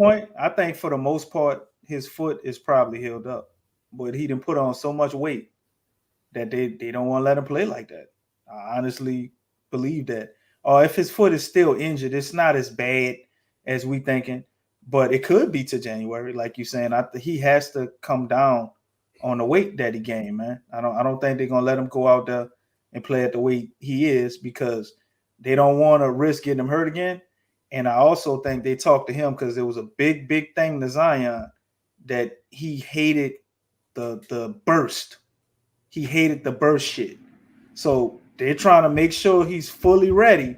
So when he come back out, I'm sure he's going to have a few games where he only played 19 or 18 minutes or whatever, minutes restriction. But I don't think they're going to roll out that burst bullshit like they was doing. And that may be a part of this, or another caveat to it, that we not being told, or it's something to maybe look into, because we got to always look at everything, because they lying to us, Q. So everything they say, we gotta always consider it being the opposite. That's why. That's why I just told you that is in line what I just said. Oh, I'm not disagreeing with you. Right, that's in line. If they're telling you, I just said you'll see him in 20. I think it's gonna be closer to Christmas. You say January, 2-3 weeks difference. Yeah, but that's what I'm saying, though. I don't think you see him the way you want to see him until next year. I mean, I don't want Zion Williamson on the court until he's 100% healthy. Let's just keep it honest. Let's keep it a buck. I don't want to see Zion, because I'm tired of watching Zion Williamson go out there, play 10 or 12 games, 20 games, 30 games, 40 games, get hurt, misses a week or several games, and then back bouncing in and out of the lineup. That don't do us that same shit. That don't do us any good as an organization to have a superstar talent like Zion Williamson and he's constantly hurt. No, Let Zion stay out until he's 100% ready to play. The Pelicans have enough really good players and a good coach that can get wins. And even though they're not winning now, because they're still learning each other, like they losing right now. What's the point on that? They're losing right now because of fundamentals. Turn the film on and watching it. Turning the ball over. You got veterans. These are intelligent people out there. You know that. But turning the ball over, sometimes it take a while for them to get used to the system. And like I said, it takes a time. It's going to take a while. But I showed you incrementally. You've seen the pluses in the play of Big V. His numbers are excellent. Graham's numbers are fantastic as well. And you found Straight Jacket Jones. You think Trey Murphy going to stay like what he was? Like I said before, with the 0 points in 14 minutes of action against the Kings last night? No. Trey Murphy's going to start scoring. KLJ has to pick up that, or they're going to find somebody else to do it. So he knows these guys have got to gel together and play and learn each other. Same with Coach Willie. They all got to learn each other, and that takes time. But you do see the effort. You do see the effort that they actually do be winning the games. They were up by 20 the other night. They were up by 20, and then fundamentally they broke down, lost the game by whatever it was. They fell through the damn floor. Through the floor. They were up by, what was it last night? They start doing Three Stooges shit.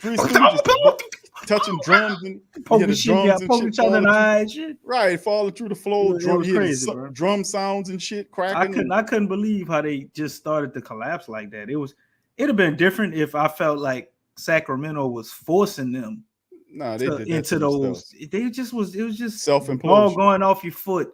Yep. Dribbling out of bounds. Bad, not paying attention to where you're passing the ball. Dribbling into double teams and not passing and shit. Like, it's just dumb shit. You know? Defensively, even more in that rotation slow. Man, if guys, all switching. If like De'Aaron Fox hit another shot from 6 foot in front of the goal, he just kept running to right into the paint.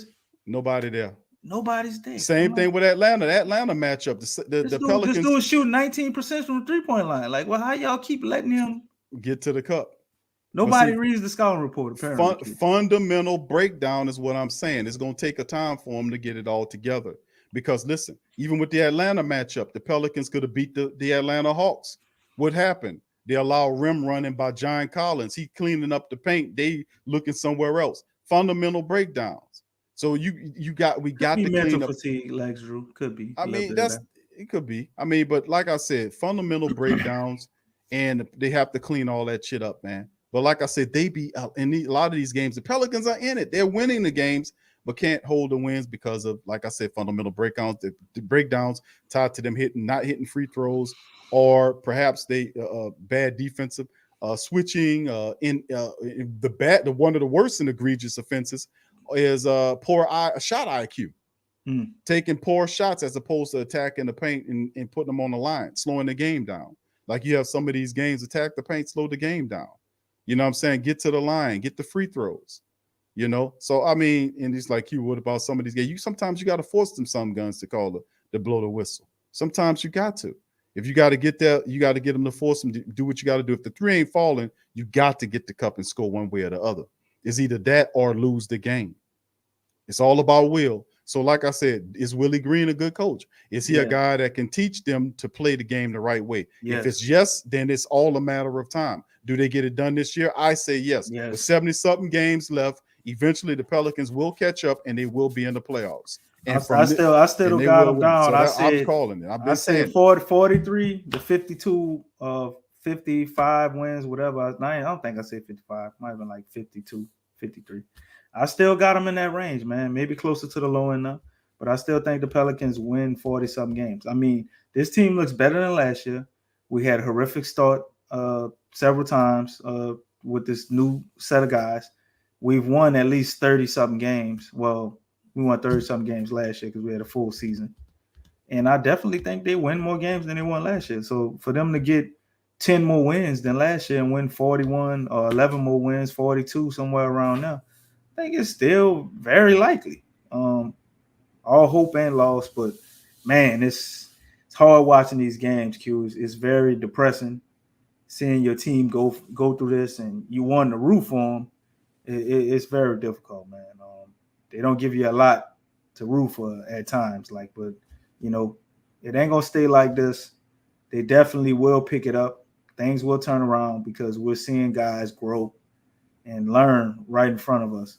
And this is the third year they got to do it. So we should have some of the most goddamn seasoned, high IQ basketball players when they put it all together with this group of young guys we have. They done went through 3 different systems in 3 different years, and to finally have something that they all seem like they're comfortable with, coach that they all like. I believe what you're saying, man. I think we can very much accomplish it this year. We could get a bit of luck, but as Q said, we shouldn't hope for it with the Zion thing. Maybe he does come back the first week of December, which is probably the earliest I think possible. It would take a miracle for him to play Thanksgiving or the first week of December. So I'm not counting on that shit. But I say maybe closer to Christmas. We probably see him out there. Big Q says beginning of January. And even with that going on, we're not going to continue to have back-to-backs. You know what I mean? Well, yeah, you said not the beginning. You said in January, so anytime next year. We're not going to continue to be on back-to-backs. The schedule is kind of hard for them right now. And I think things will get easier pertaining to the schedule. Guys will get more comfortable. With BI being out for maybe, the last 3 games, I'm very curious to see what they would look like. You told us, all right, the sauce though, dog. You told us. But with BI being out the last 3 games, to see him be integrated back in with these guys after they learned how to play with each other for this short period of time, I'm very curious to see what that looks like. With Herb Jones coming back, even though it ain't been that long since he been out of lineup, but his added defense and what he's doing, man, them guys have actually turned it up a notch with the defense. We go through spells where the other team can't score, man, and they got to call timeouts. And it's, the Pelicans are doing this and putting these efforts together more and more and more. So I do see growth, but it just ain't enough to get no goddamn wins, man. But the effort they put out and how hard these guys play, I think we should have some more wins in the column. And I think they come. They coming, man. And it's going to take them probably beating a few teams who a lot of us probably maybe don't think we can beat them based off of how we played in the beginning of the year. But this is a team that's resilient, just like we all are here in New Orleans. They have a coach that they like. David Griffin is shutting the hell up and hiding in his office because nobody want to hear what he got to say anyway. And that's always a good thing. Mo say I got some oceanfront property in Arizona. Who? Me. You got oceanfront property in Arizona? Mm-hmm. That was Mo say he's saying the Pelicans are not going to get there. Just remember, I just want everybody to remember what Brother Mose is saying right here. When the time comes, I want to remember.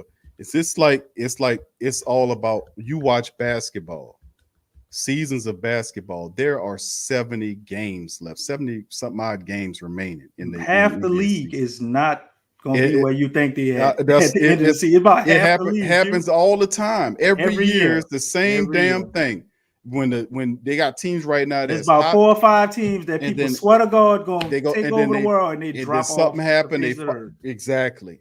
I keep saying, and listen, the thing is, if you were a team and you the time frame of him sitting out next year fits with the longevity of the season in terms of the Pelicans. The Pelicans are a team that's going to get better as the season go on.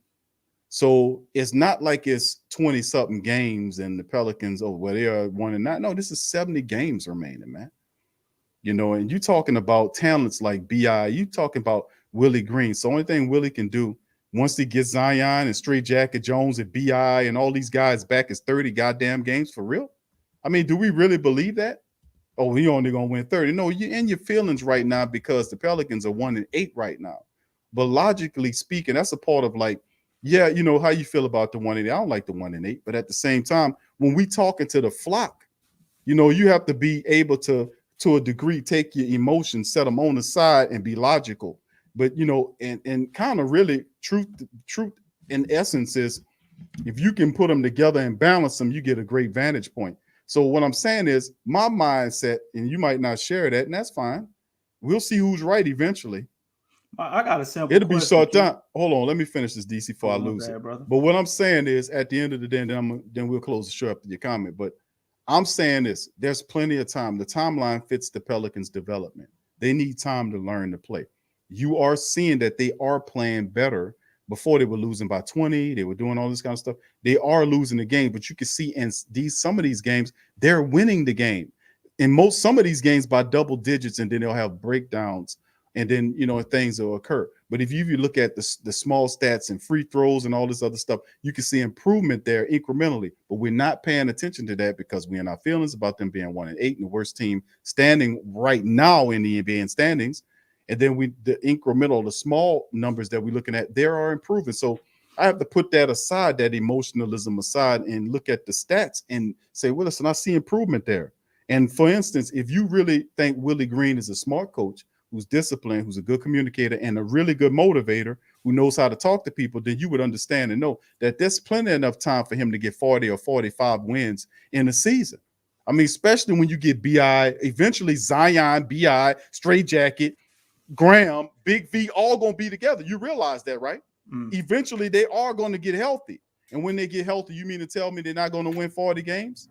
This team's going to gel. They're going to come together eventually. So that's what I'm saying, fam. I'm not selling oceanfront property or whatever, whatever that is. I'm just keeping it real. I'm telling you, there's a lot of time left. You got to look at the timeline, man. You can't get trapped up in a 1-8 right now. It's 1-8. It's 70 games remaining. Are we kidding? It's still a lot of basketball to be played, and you will get Zion, BI, Straight Jacket, Big V, Graham, and everybody together at the same time. And also, we got to keep in mind, some teams going to know they're not going nowhere at certain points in the season, and they're going to start to buy out. So, I mean, you always got to understand that's going on. Man, why? They're going to chase that number one pick. You're going to have that going on. And then the thing I wanted to say, bro, is a simple question I asked myself. You don't have to apologize, Mose. It's all good, bro. I'm just saying, speak what you feel, bro. Speak what you feel. If that's how you feel, bro. Like I said, we'll know when the time comes. But I'm just keeping it real. It is what it is. I'm telling you, bro, you're going to get Zion and BI back together. You remember how great they look together? You're going to get them guys back with Graham next to him, with Big V there, with Straight Jacket. Is that not to set you to say, listen, those guys together, plus Trey Murphy off the bench, hopefully KLJ steps up, Najee Marshall. Listen, and of course, I think they will eventually add a player there to kind of accentuate what they're doing. But I'm saying at the end of the day, they're going to trend upward, more upward than down into the ground. Is what I'm saying. But go ahead. I'm sorry, DC. Go ahead and finish up. Don't be sorry, man. You got it on. You got that pilot on high, boy. You cooking tonight, boy. Nah, the proof is in the plantain pudding, baby. You cooked a good batch of it tonight. No, you cooked the pudding. Nah, I ain't cooked this shit. Yeah, but like I was saying, man, the question I asked myself looking at this team, when I look at them and I look at how they play and I look at them playing and I look at their record, it don't match to me. And a lot of times when I look at a team that's 1-8, 1-9, 1-12 or something, and you look at the team play, their record matches, who they are. I mean, you are who you are, what your record says you are. But when I watch them play, man, if I didn't know that they were 1-8, I wouldn't think that they were 1-8. They play hard. They go out there, they get it all, man, and they fight. You know what I'm saying? And to me, if I got to pick one quality or one characteristic of any team I'm starting, I want that first. Because with that, if I play hard and I never quit and I'm always fighting and giving my all, you could build with that, man. That is a foundation to build off of.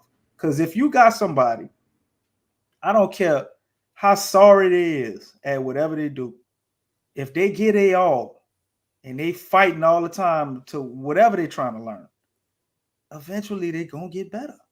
It's facts. And we got a whole team full of them guys. And they're talented. Got some talented guys. They just got to put it all together, man. We see it in spurts. We see it here that we started off the season. We would get blowed out in the beginning of the games and then try to force our way back in the second half. I was like, oh, we're going to be a second half team. Well, now we starting to take the lead in the first half of the game. And we fumbling and bumbling towards the end. So they're doing the exact opposite of what they were doing in the beginning of the season. So they're trying to recalibrate that and figure it out, man. It's only a matter of time before they balance out. They've put themselves in position to win a lot of games. and kind of let them get away from them. We also been unlucky with the injuries. All this ain't gonna keep happening. And we still got the added fact that I think Q, I know you said they don't know what they got. I think we probably will add somebody to this team at some point, whether that's your mic off, brother. Whether No, that's a free agent I'm sorry. signing I agree. or a trade or something. I agree. Eventually, they will add somebody. But what I'm Yeah. saying is the talent level. This is probably one of the most talented teams that we had since we had This is the most talented the since AD and Cousins team with Rondo on it with Drew Holiday. I mean, Mhm. I'm really excited about this Pelican club, to be honest with you. I love these young guys, the 2 draft picks that we have, and guys like Trey Murphy III and Straight Jacket Jones. Love that. The fact that they figured out the 5, how Graham looked. There were questions surrounding how Graham and Big V would fit into the Pelican system. Man, I showed the statistics. I was blown away. I did not know Big V was shooting 53.3% from downtown. Q, yes, you did, because you knew. I didn't realize that. No, but you knew that Big V could shoot that 3 because you I stood said on that, that but not at soapbox 50. right with me. I know he could shoot People the would 3. say we ain't know what we're talking This- about when you listen to, people talk about Big V and he ain't no floor stretcher and this and that. I'm like, man, that dude a ball player, man. Man, that dude is shooting That dude a ball player, 53.3 man. from downtown right now. He get that little set shot, and you know what I like about it? 53%. Boy, that's something. And they're talking about Steven Adams. Steven Adams ain't shoot 53. I like his little set shot because the way he winding up, whether he gonna take off and go to the goal or he gonna shoot that 3, Man, wind that shit up the same way every time. They don't know what he about to do. But that's the great thing. That's why I'm kind of telling the family members about expanding your view on thinking about. I'm telling you how these guys are thriving in Willie Green's system. Graham's numbers, he's averaging. I put his averages up. He has really good averages now. 17 and 5. 17, 4 and 5, something like 17, that. 4 and 5. Assists. Leads the team in assists, 5.3. I won't say on the assist. Mm-hmm. And then Big V right now, 19 and 14 and a half. Well, then he got like maybe 2 or 3 assists in there too. Huh? Something like that. 19 and 14 and a half. Big V with 53.3 3-point shooting. And then you 90% from the free throw line. And he probably our number 1 free throw shooter right now too.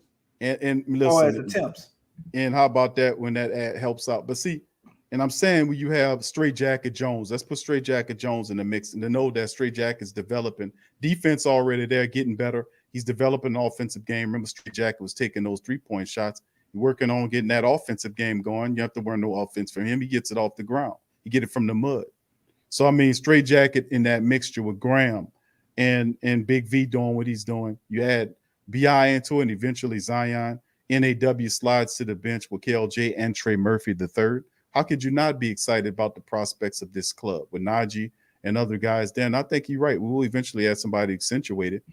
But like I said, the Pelicans are trending upward insofar as them learning games. And like Michael said, astutely mentioned moments ago, that the Pelicans were getting blown out early on. Notice the Pelicans are winning games like by double digits, and then they'll have collapses, fundamental collapses in these games that end up costing. I don't know how to play with a lead. They've been playing from behind the whole time. See, and that takes time to learn, but you did see the difference in them being blown out versus them winning games and then losing the lead. It's a growth process here is what I'm trying to document, what I'm trying to show the family members so that they can understand the future is bright.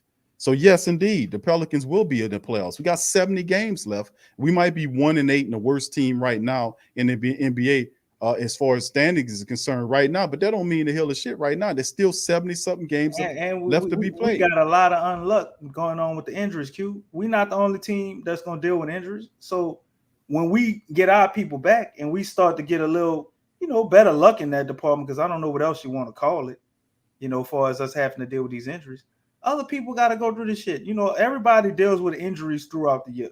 So you're going to have teams that are really good right now, but they're going to lose a certain component. Maybe a couple teams out there lose certain guy on their team. I don't wish injuries on anybody, but other teams gonna go through what we going through. You know what I'm saying? It's the certain times teams go through droughts or losing streaks where they lose confidence throughout the year. Like we looking at what everybody doing, and the Pelicans 1-8, and we on a 7-game or 4-game slide, whatever it is right now. You know, they're gonna have other teams go through the same shit. And it's not necessarily that they're a horrible team. Everybody has rough patches in the season, and we just happen to be going through ours in the beginning of the season, bro. It can only get better. You know what I mean? We ain't even took off yet. So we the Pelicans, we gonna fly and we gonna fly high, but we still hovering right now, Q. We ain't even start flying yet, bro. Man, listen, bro, you're absolutely right. So, like I said, for a lot of the family members who thinking the Pelicans not gonna make the playoffs, stay tuned. Stay tuned, and I won't hear from you too. When the time go down, I won't hear from you because I'm telling you, the Pelicans, man, is nowhere in the world that you got a guy like Big V and the rest of. What's up, brother Damien? He going out, bro. Big V and the rest of them, and Graham and how they playing, and then of course Willie Green gonna whip them guys into shape. I'm telling you, man.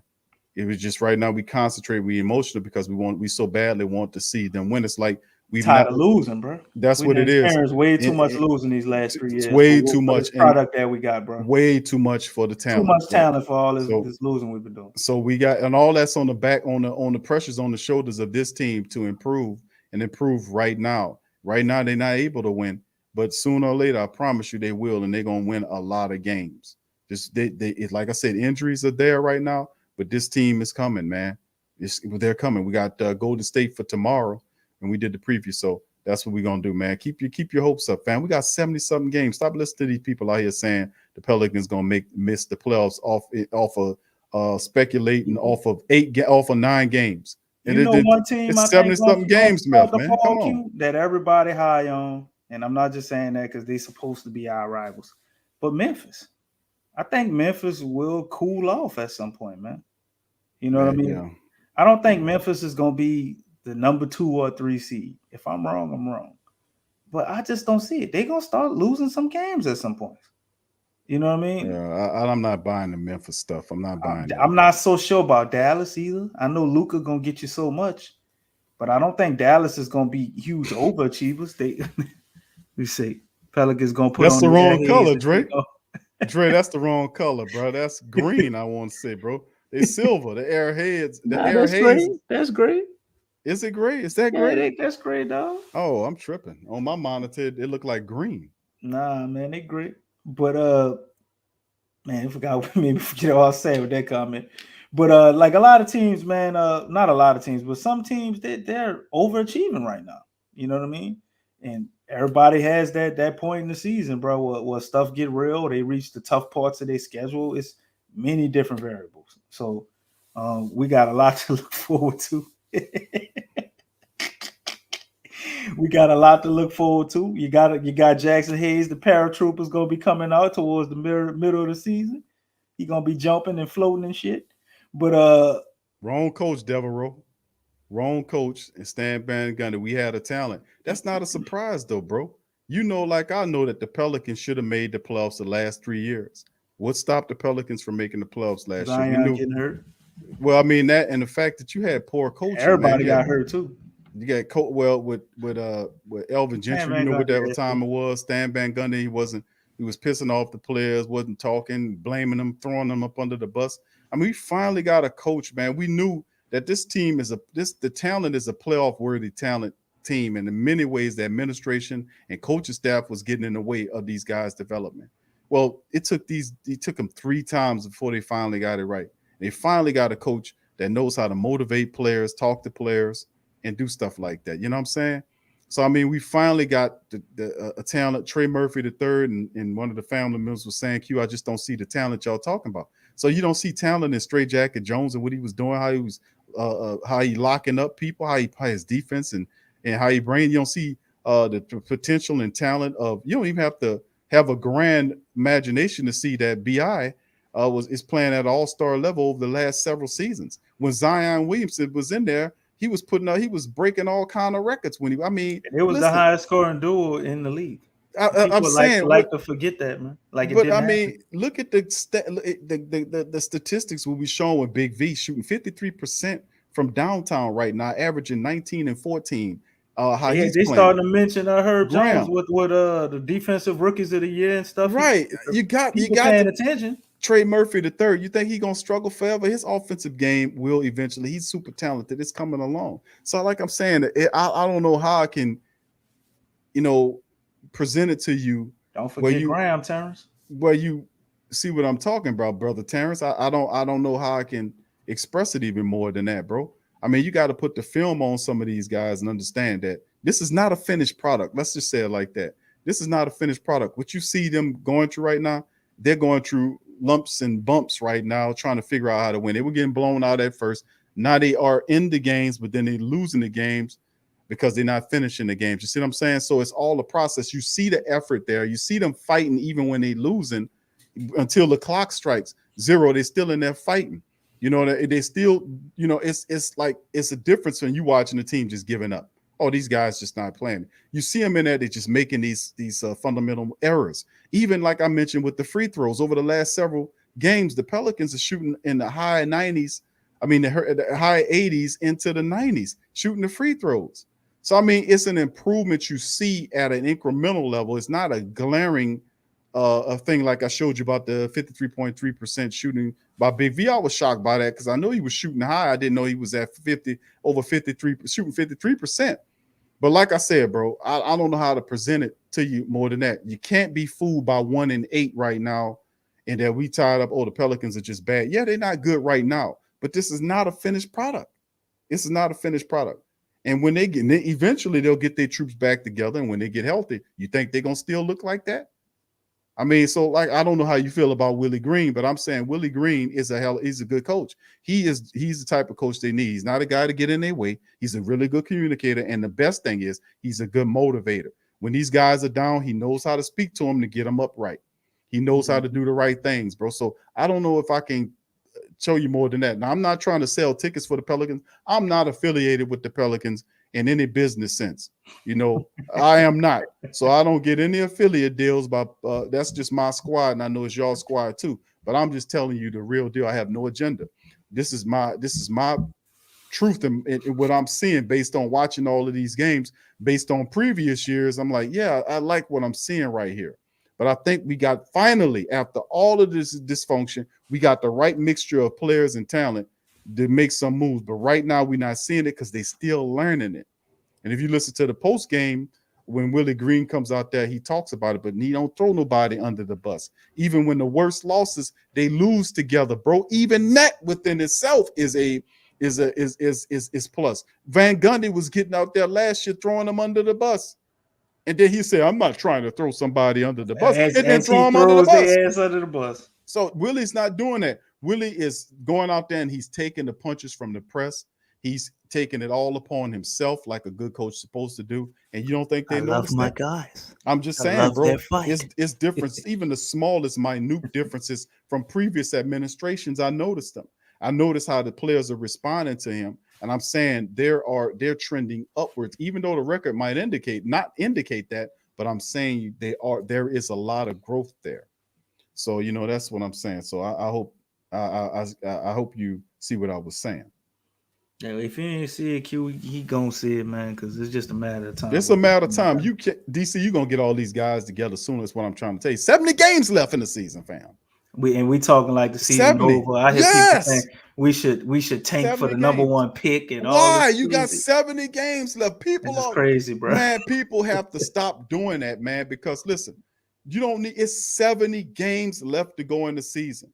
You never know how this stuff is going to turn out. Injuries happen to other teams that can knock them around. Coaches and philosophies and all kind of stuff could flip-flop. Other teams do rank and go right past other teams. There are such things in the NBA as winning streaks. Why do you not think your Pelicans can ultimately get on the winning streak once they put stuff together? They've done it before. We went on 10-game winning streaks, 8 winning, 7, 5, 6, 7, 10-game winning streaks before. Did that enter in our philosophy? No, we're just gonna keep losing because of what we're seeing right now. We went on a 14 or 13 game winning streak with Alvin Gentry. What in 2019, right? So I mean, can you imagine what they could do with Willie Green? Man, that winning streak will turn into a winning culture. DC, I totally understand that most people don't believe in Willie Green. They don't I don't think it's that. I think our some people does. Some people, I'm telling you, I some people always don't say believe in people Willie don't Green. think we got think- good enough players. I don't never hear nobody I just don't talk about understand Willie how you Green. don't They feel always that. talk about our players. We don't have good enough players. Nobody, for whatever reason, people who really watch the games up in Jonas Valanciunas. But before the season started, I always hear people about all the Pelicans did was add Jonas Valanciunas and Devontae Graham as if they are nothing. I'm like, It's just amazing. what you mean? Jonas Valanciunas been playing. He was playing at All-Star level last year. I mean, the reason he didn't get an All-Star, they only got probably 4 spots that he probably could go in at. Right, he playing better than what he played last year. Right. And really, the only option he became the number one option has not failed the Pelicans. He had that one game early on in the season where he struggled. The one in it yesterday and early on. It wasn't that bad. It wasn't as bad as the first game. The one yesterday. No, but that's due to fatigue. That's why his minutes was down. But look, Q. But yeah, go ahead. You about to go and going on Jonas Valanciunas? No, and we've been showing him show his stats. But Devontae Graham is another one. I think he gets so many people. He ain't nothing but they call him basically what people say NAW is like. He just jack up shots and all of this, man. That dude good, bro. He's not a complete point guard in my opinion. I don't consider him like Chris Paul type of guard all around. But man, that dude could flat out score, bro. He could score, and he does shoot shots. But I see something in him. He's not selfish for it. He shoot when it's necessary, like when he's supposed to shoot. I see him looking for guys, trying to get them open. The dude is averaging 17 points. We ain't had a point guard average 17 points since probably Tyreke Evans, because Drew Holiday to me was more of a shooting guard. I know we played him at point guard, so he was really a shooting guard. But we ain't had a guy that averaged that since Tyreke Evans. You know what I mean? You getting this, you seeing what these dudes could do. B.I. basically only had, in my opinion, he had 3 to 4 healthy games, because I saw him holding his hip in other games before he actually missed this game. In the game previous to that one, you could see B.I. bending over and holding hands on his hips, favoring his hips. He was playing one of those games as if it was like he was tired or he just wasn't doing as much as he could do. You know what I mean? So it's obvious to me whenever he got that contusion, it didn't happen that night. Now, maybe something happened that night and made it flare up or be even worse. So if we get that dude back healthy and he go back to playing like he was those first 3 or 4 games open in the season, and now you got Devontae Graham that came on now. Jonas Valanciunas is coming on. We done discovered Herb Jones. We go on and keep saying this, man, because I just don't see how people don't shoot it, bro. And I hate when I hear them talk about our offseason. Oh, the Pelicans are dependent on internal growth. I mean, we are to an aspect, but don't act like we didn't add Devontae Graham and Jonas Valanciunas like they ain't nothing. Oh, they didn't really add anything. They added Jonas Valanciunas and Devontae Graham. They added a total of 40 points, damn near, for their starting lineup. 7 assists between both of them and 20 rebounds. But we didn't add anything, Q. What else? What more do you want? We were supposed to sign the whole starting lineup? Like I don't get this shit. Of course, I would like to see us get somebody else other than Garrett Temple and Satoransky. We could have shored up our bench. We could have did this and did that. But this is New Orleans. We know we're not a number one destination for people. We wasn't gonna get everybody worth having in free agency. The guys don't want to come down here. That ain't really the thing. You know what I mean? And rightfully so, because Zion and B.I. haven't started winning yet. New Orleans ain't been that destination, and they're not going to start being that destination just magically because we got some guys with some talent. We got to start winning games, build a winning culture, similar to what you've seen with the Milwaukee Bucks, and then we'll be able to get guys like the PJ Tuckers of the world and nice role player veterans that are worth having to shore up your bench. Or we can go the other route like we're attempted to do, what you're seeing with a Golden State Warriors club, where you draft well and you fundamentally build up your guys from within by teaching them the game and allowing them to learn and giving them a little time, which we've done with Kyra, Jackson Hayes, with NAW.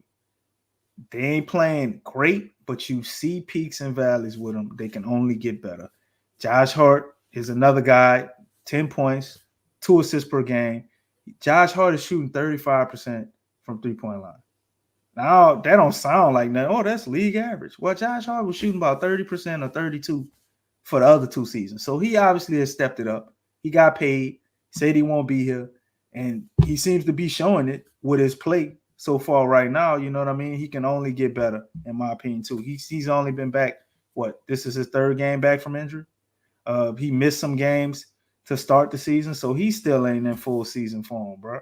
We saw Kyra the other night. He put up 14 points. He did this in another previous game where he was aggressive. He needs to keep that same aggression. We got one of the fastest guys in the league as our backup point guard. The dude is only 20 years old. Yeah, we talked about him being dipped in yellow paint and being a coward and all this other show, which rightfully so. I said some stuff, Big Q said some stuff, and we both were right. But that don't mean he gonna stay that. They got paint thinner out there. He took a bath in some paint thinner the other night and washed that shit off. Can't say nothing about Najee Q. You got to go on to the next player. Can't hype him up.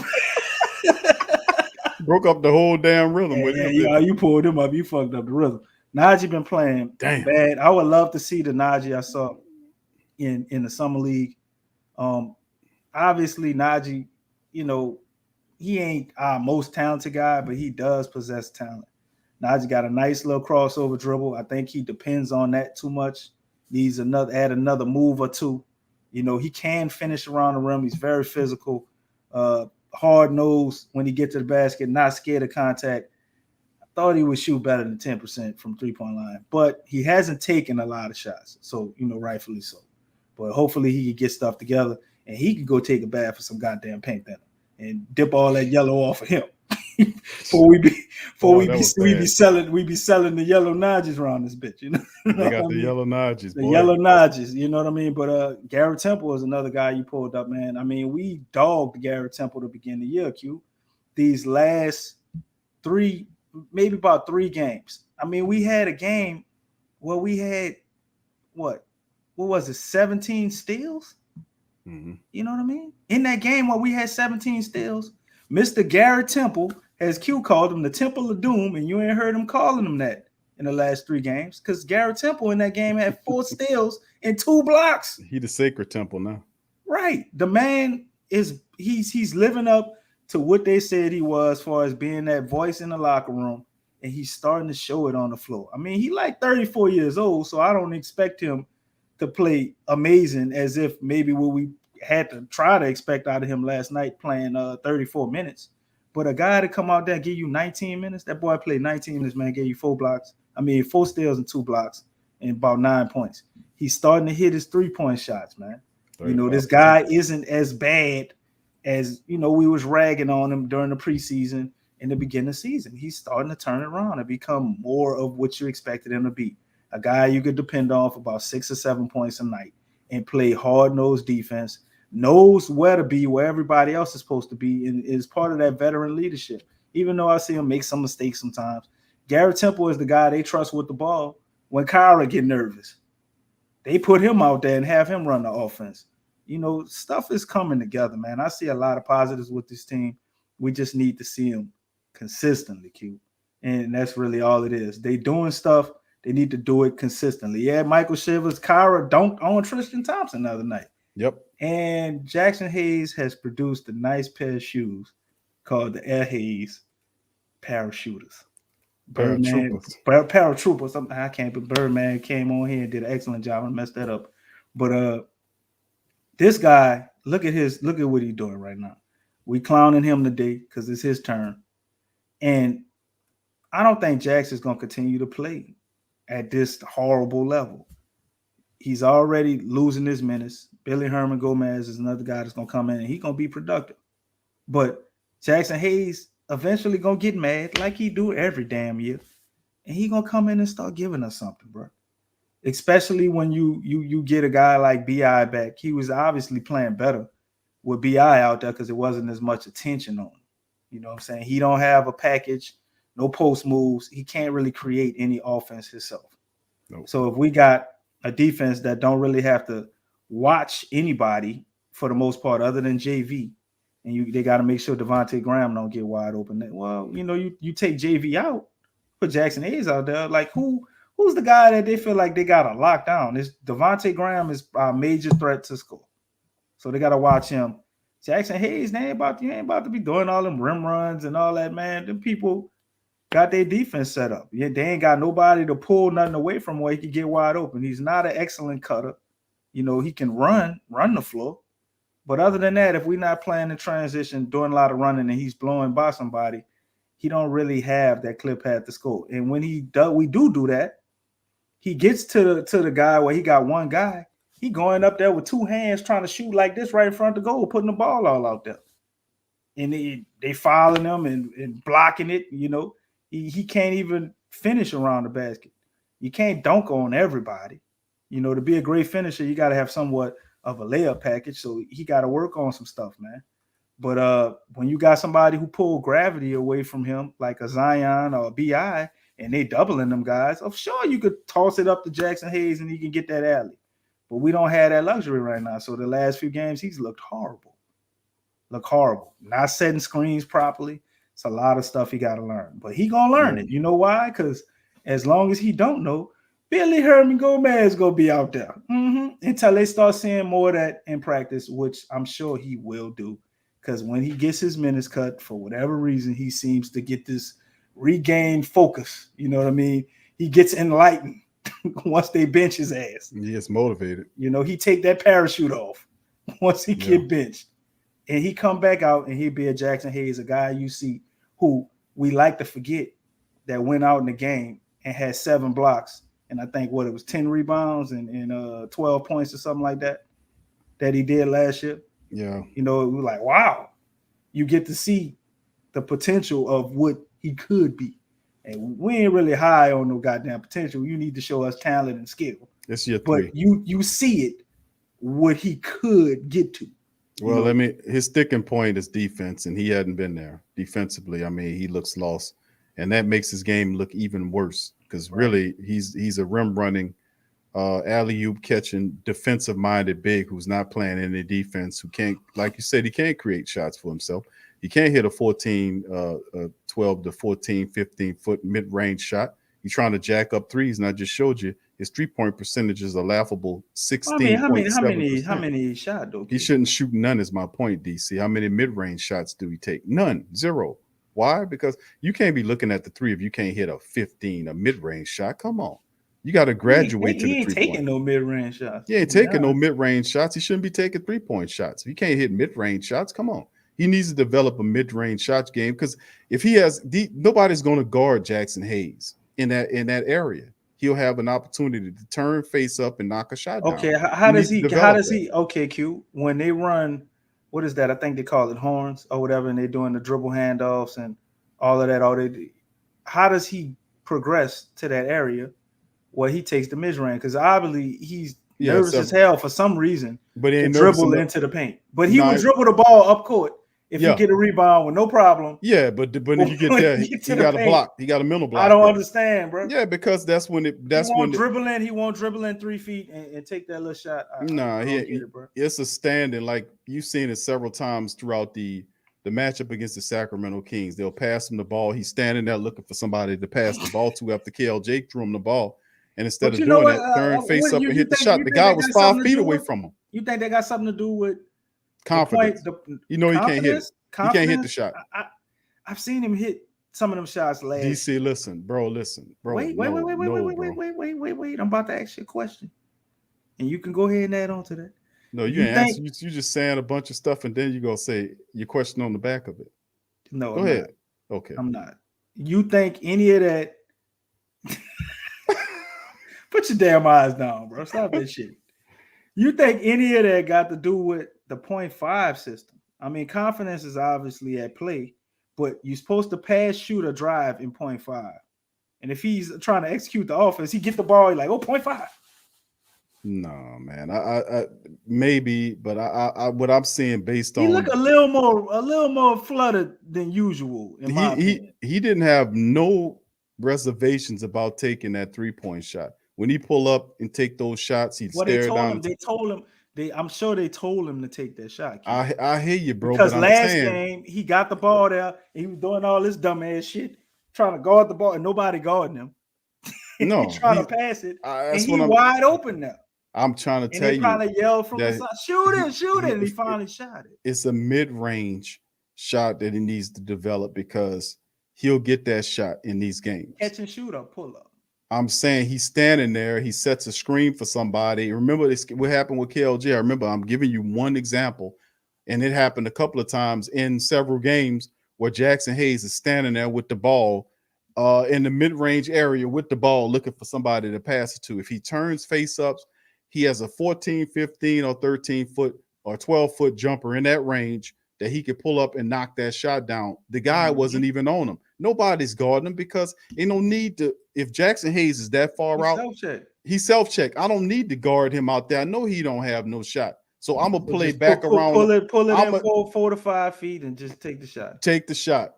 You got. That's what I'm saying. That's a part of it. They're not. If he's standing out there in the mid-range area and the center, I'm guarding him. I know he don't have no shot from that area.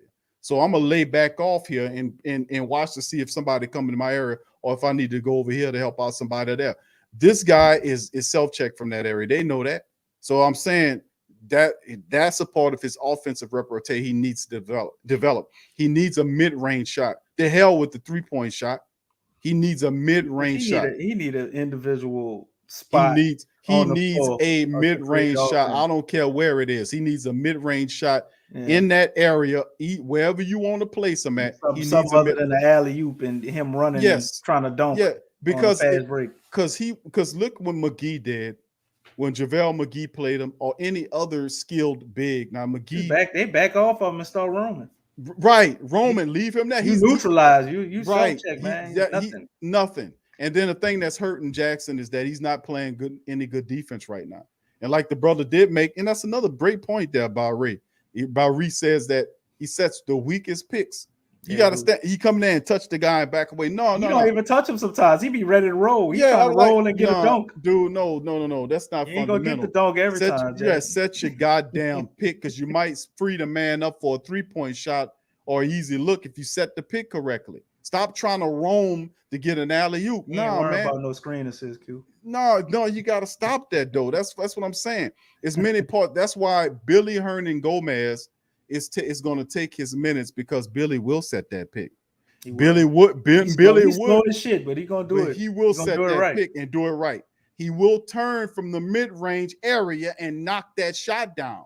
Yes, he will go. He will smartly, even though he's slow. He always seems to get the 4 to 5 or the 6 rebounds per game and to throw in 3 or 4 assists. We said that. How does he do it? Because he's fundamental. He knows his game and he knows how to play within the confines of the court. Jackson Hayes running out there, he's lost. He's wild, running around, and I'm like, he's a paratrooper, nervous, anxious. I mean, he's jumping at everything. I mean, you got to be able to keep your ass on the. They're gonna have to get some nails in there. Goddamn paratrooper. I mean, he jumping at everything. The guy just flinching. Yeah. I mean, everything. It's like, dude, no, bro. Just out the blue, bro. It'd be so random. Yes. I'm like, man, bro, that's what I'm saying. The big hit him with a shoulder roll. He jumping. I mean, what the thing about JaVale McGee dunking, when JaVale McGee came down and dunked the ball, Jackson Hayes jumping up next to him. I said, bro, what are you jumping for? He just jumping up, let him jump. And his arms is down while he's just jumping with him. He just wanted to jump. He wanted to be on the poster for some reason. He wanted to be on the poster. JaVale McGee throwing the damn thing down, and Jackson Hayes jumping next to him with both his arms down. Trey said he tiptoed through the tulips. Tiptoeing through the tulips. So like I said, man, I ain't gonna keep saying this stuff all over and again. But the reality is he has to improve. Stop taking them wild ass 3-pointers, man. The wild man 3-pointers, man. Moses said he going to bed on us, man. Look like we gonna go all night. No, we ain't going all night. All right, Moses, we about to get out of here, man. That's what I'm saying, bro. It's just part of the game, man. We got to improve, man. But listen, fam, I'd like to thank y'all, man, for being here. Much love to y'all. Appreciate y'all for being up in here. Really, this is Blockers supposed to be got like a an lot of hour blockers, stream. man. DC can't keep his mouth shut. It went on to almost 3.5 hours. He So said, I'm I looking can't like- keep my mouth shut. I like to thank the people out there, all The the family proof is in members the that flocked. plantain pudding family. Run back the tape. I can't keep my mouth shut. I was playing wingman for the last hour and a half. Shit. I was doing ad libs and shit at one point. He was going in. The proof is in the plantain pudding. That kills me every time. DC, that's your phrase forever, bro. Don't you ever not stop saying the proof is in the plantain pudding. That's right, DC. You the man, bro. All right, fam. So much love to all y'all. Appreciate y'all being up in here. Hope y'all guys have fun. I know we did. Much love to the fam. Please hit the like button if you hadn't already hit it.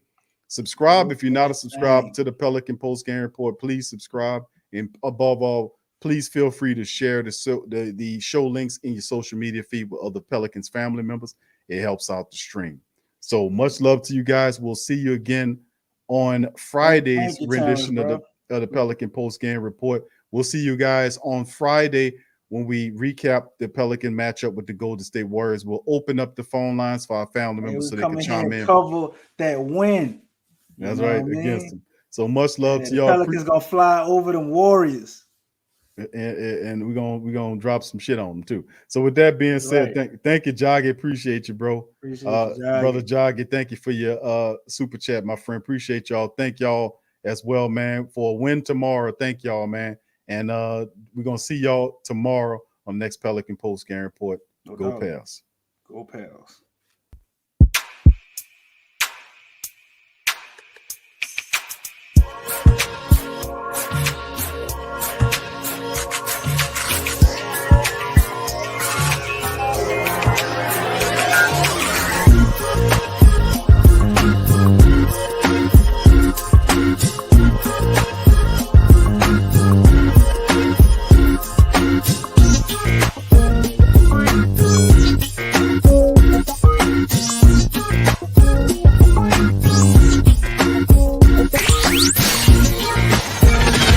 You're listening to the Pelicans post-game report on the PPR Media Network for all things Pelicans.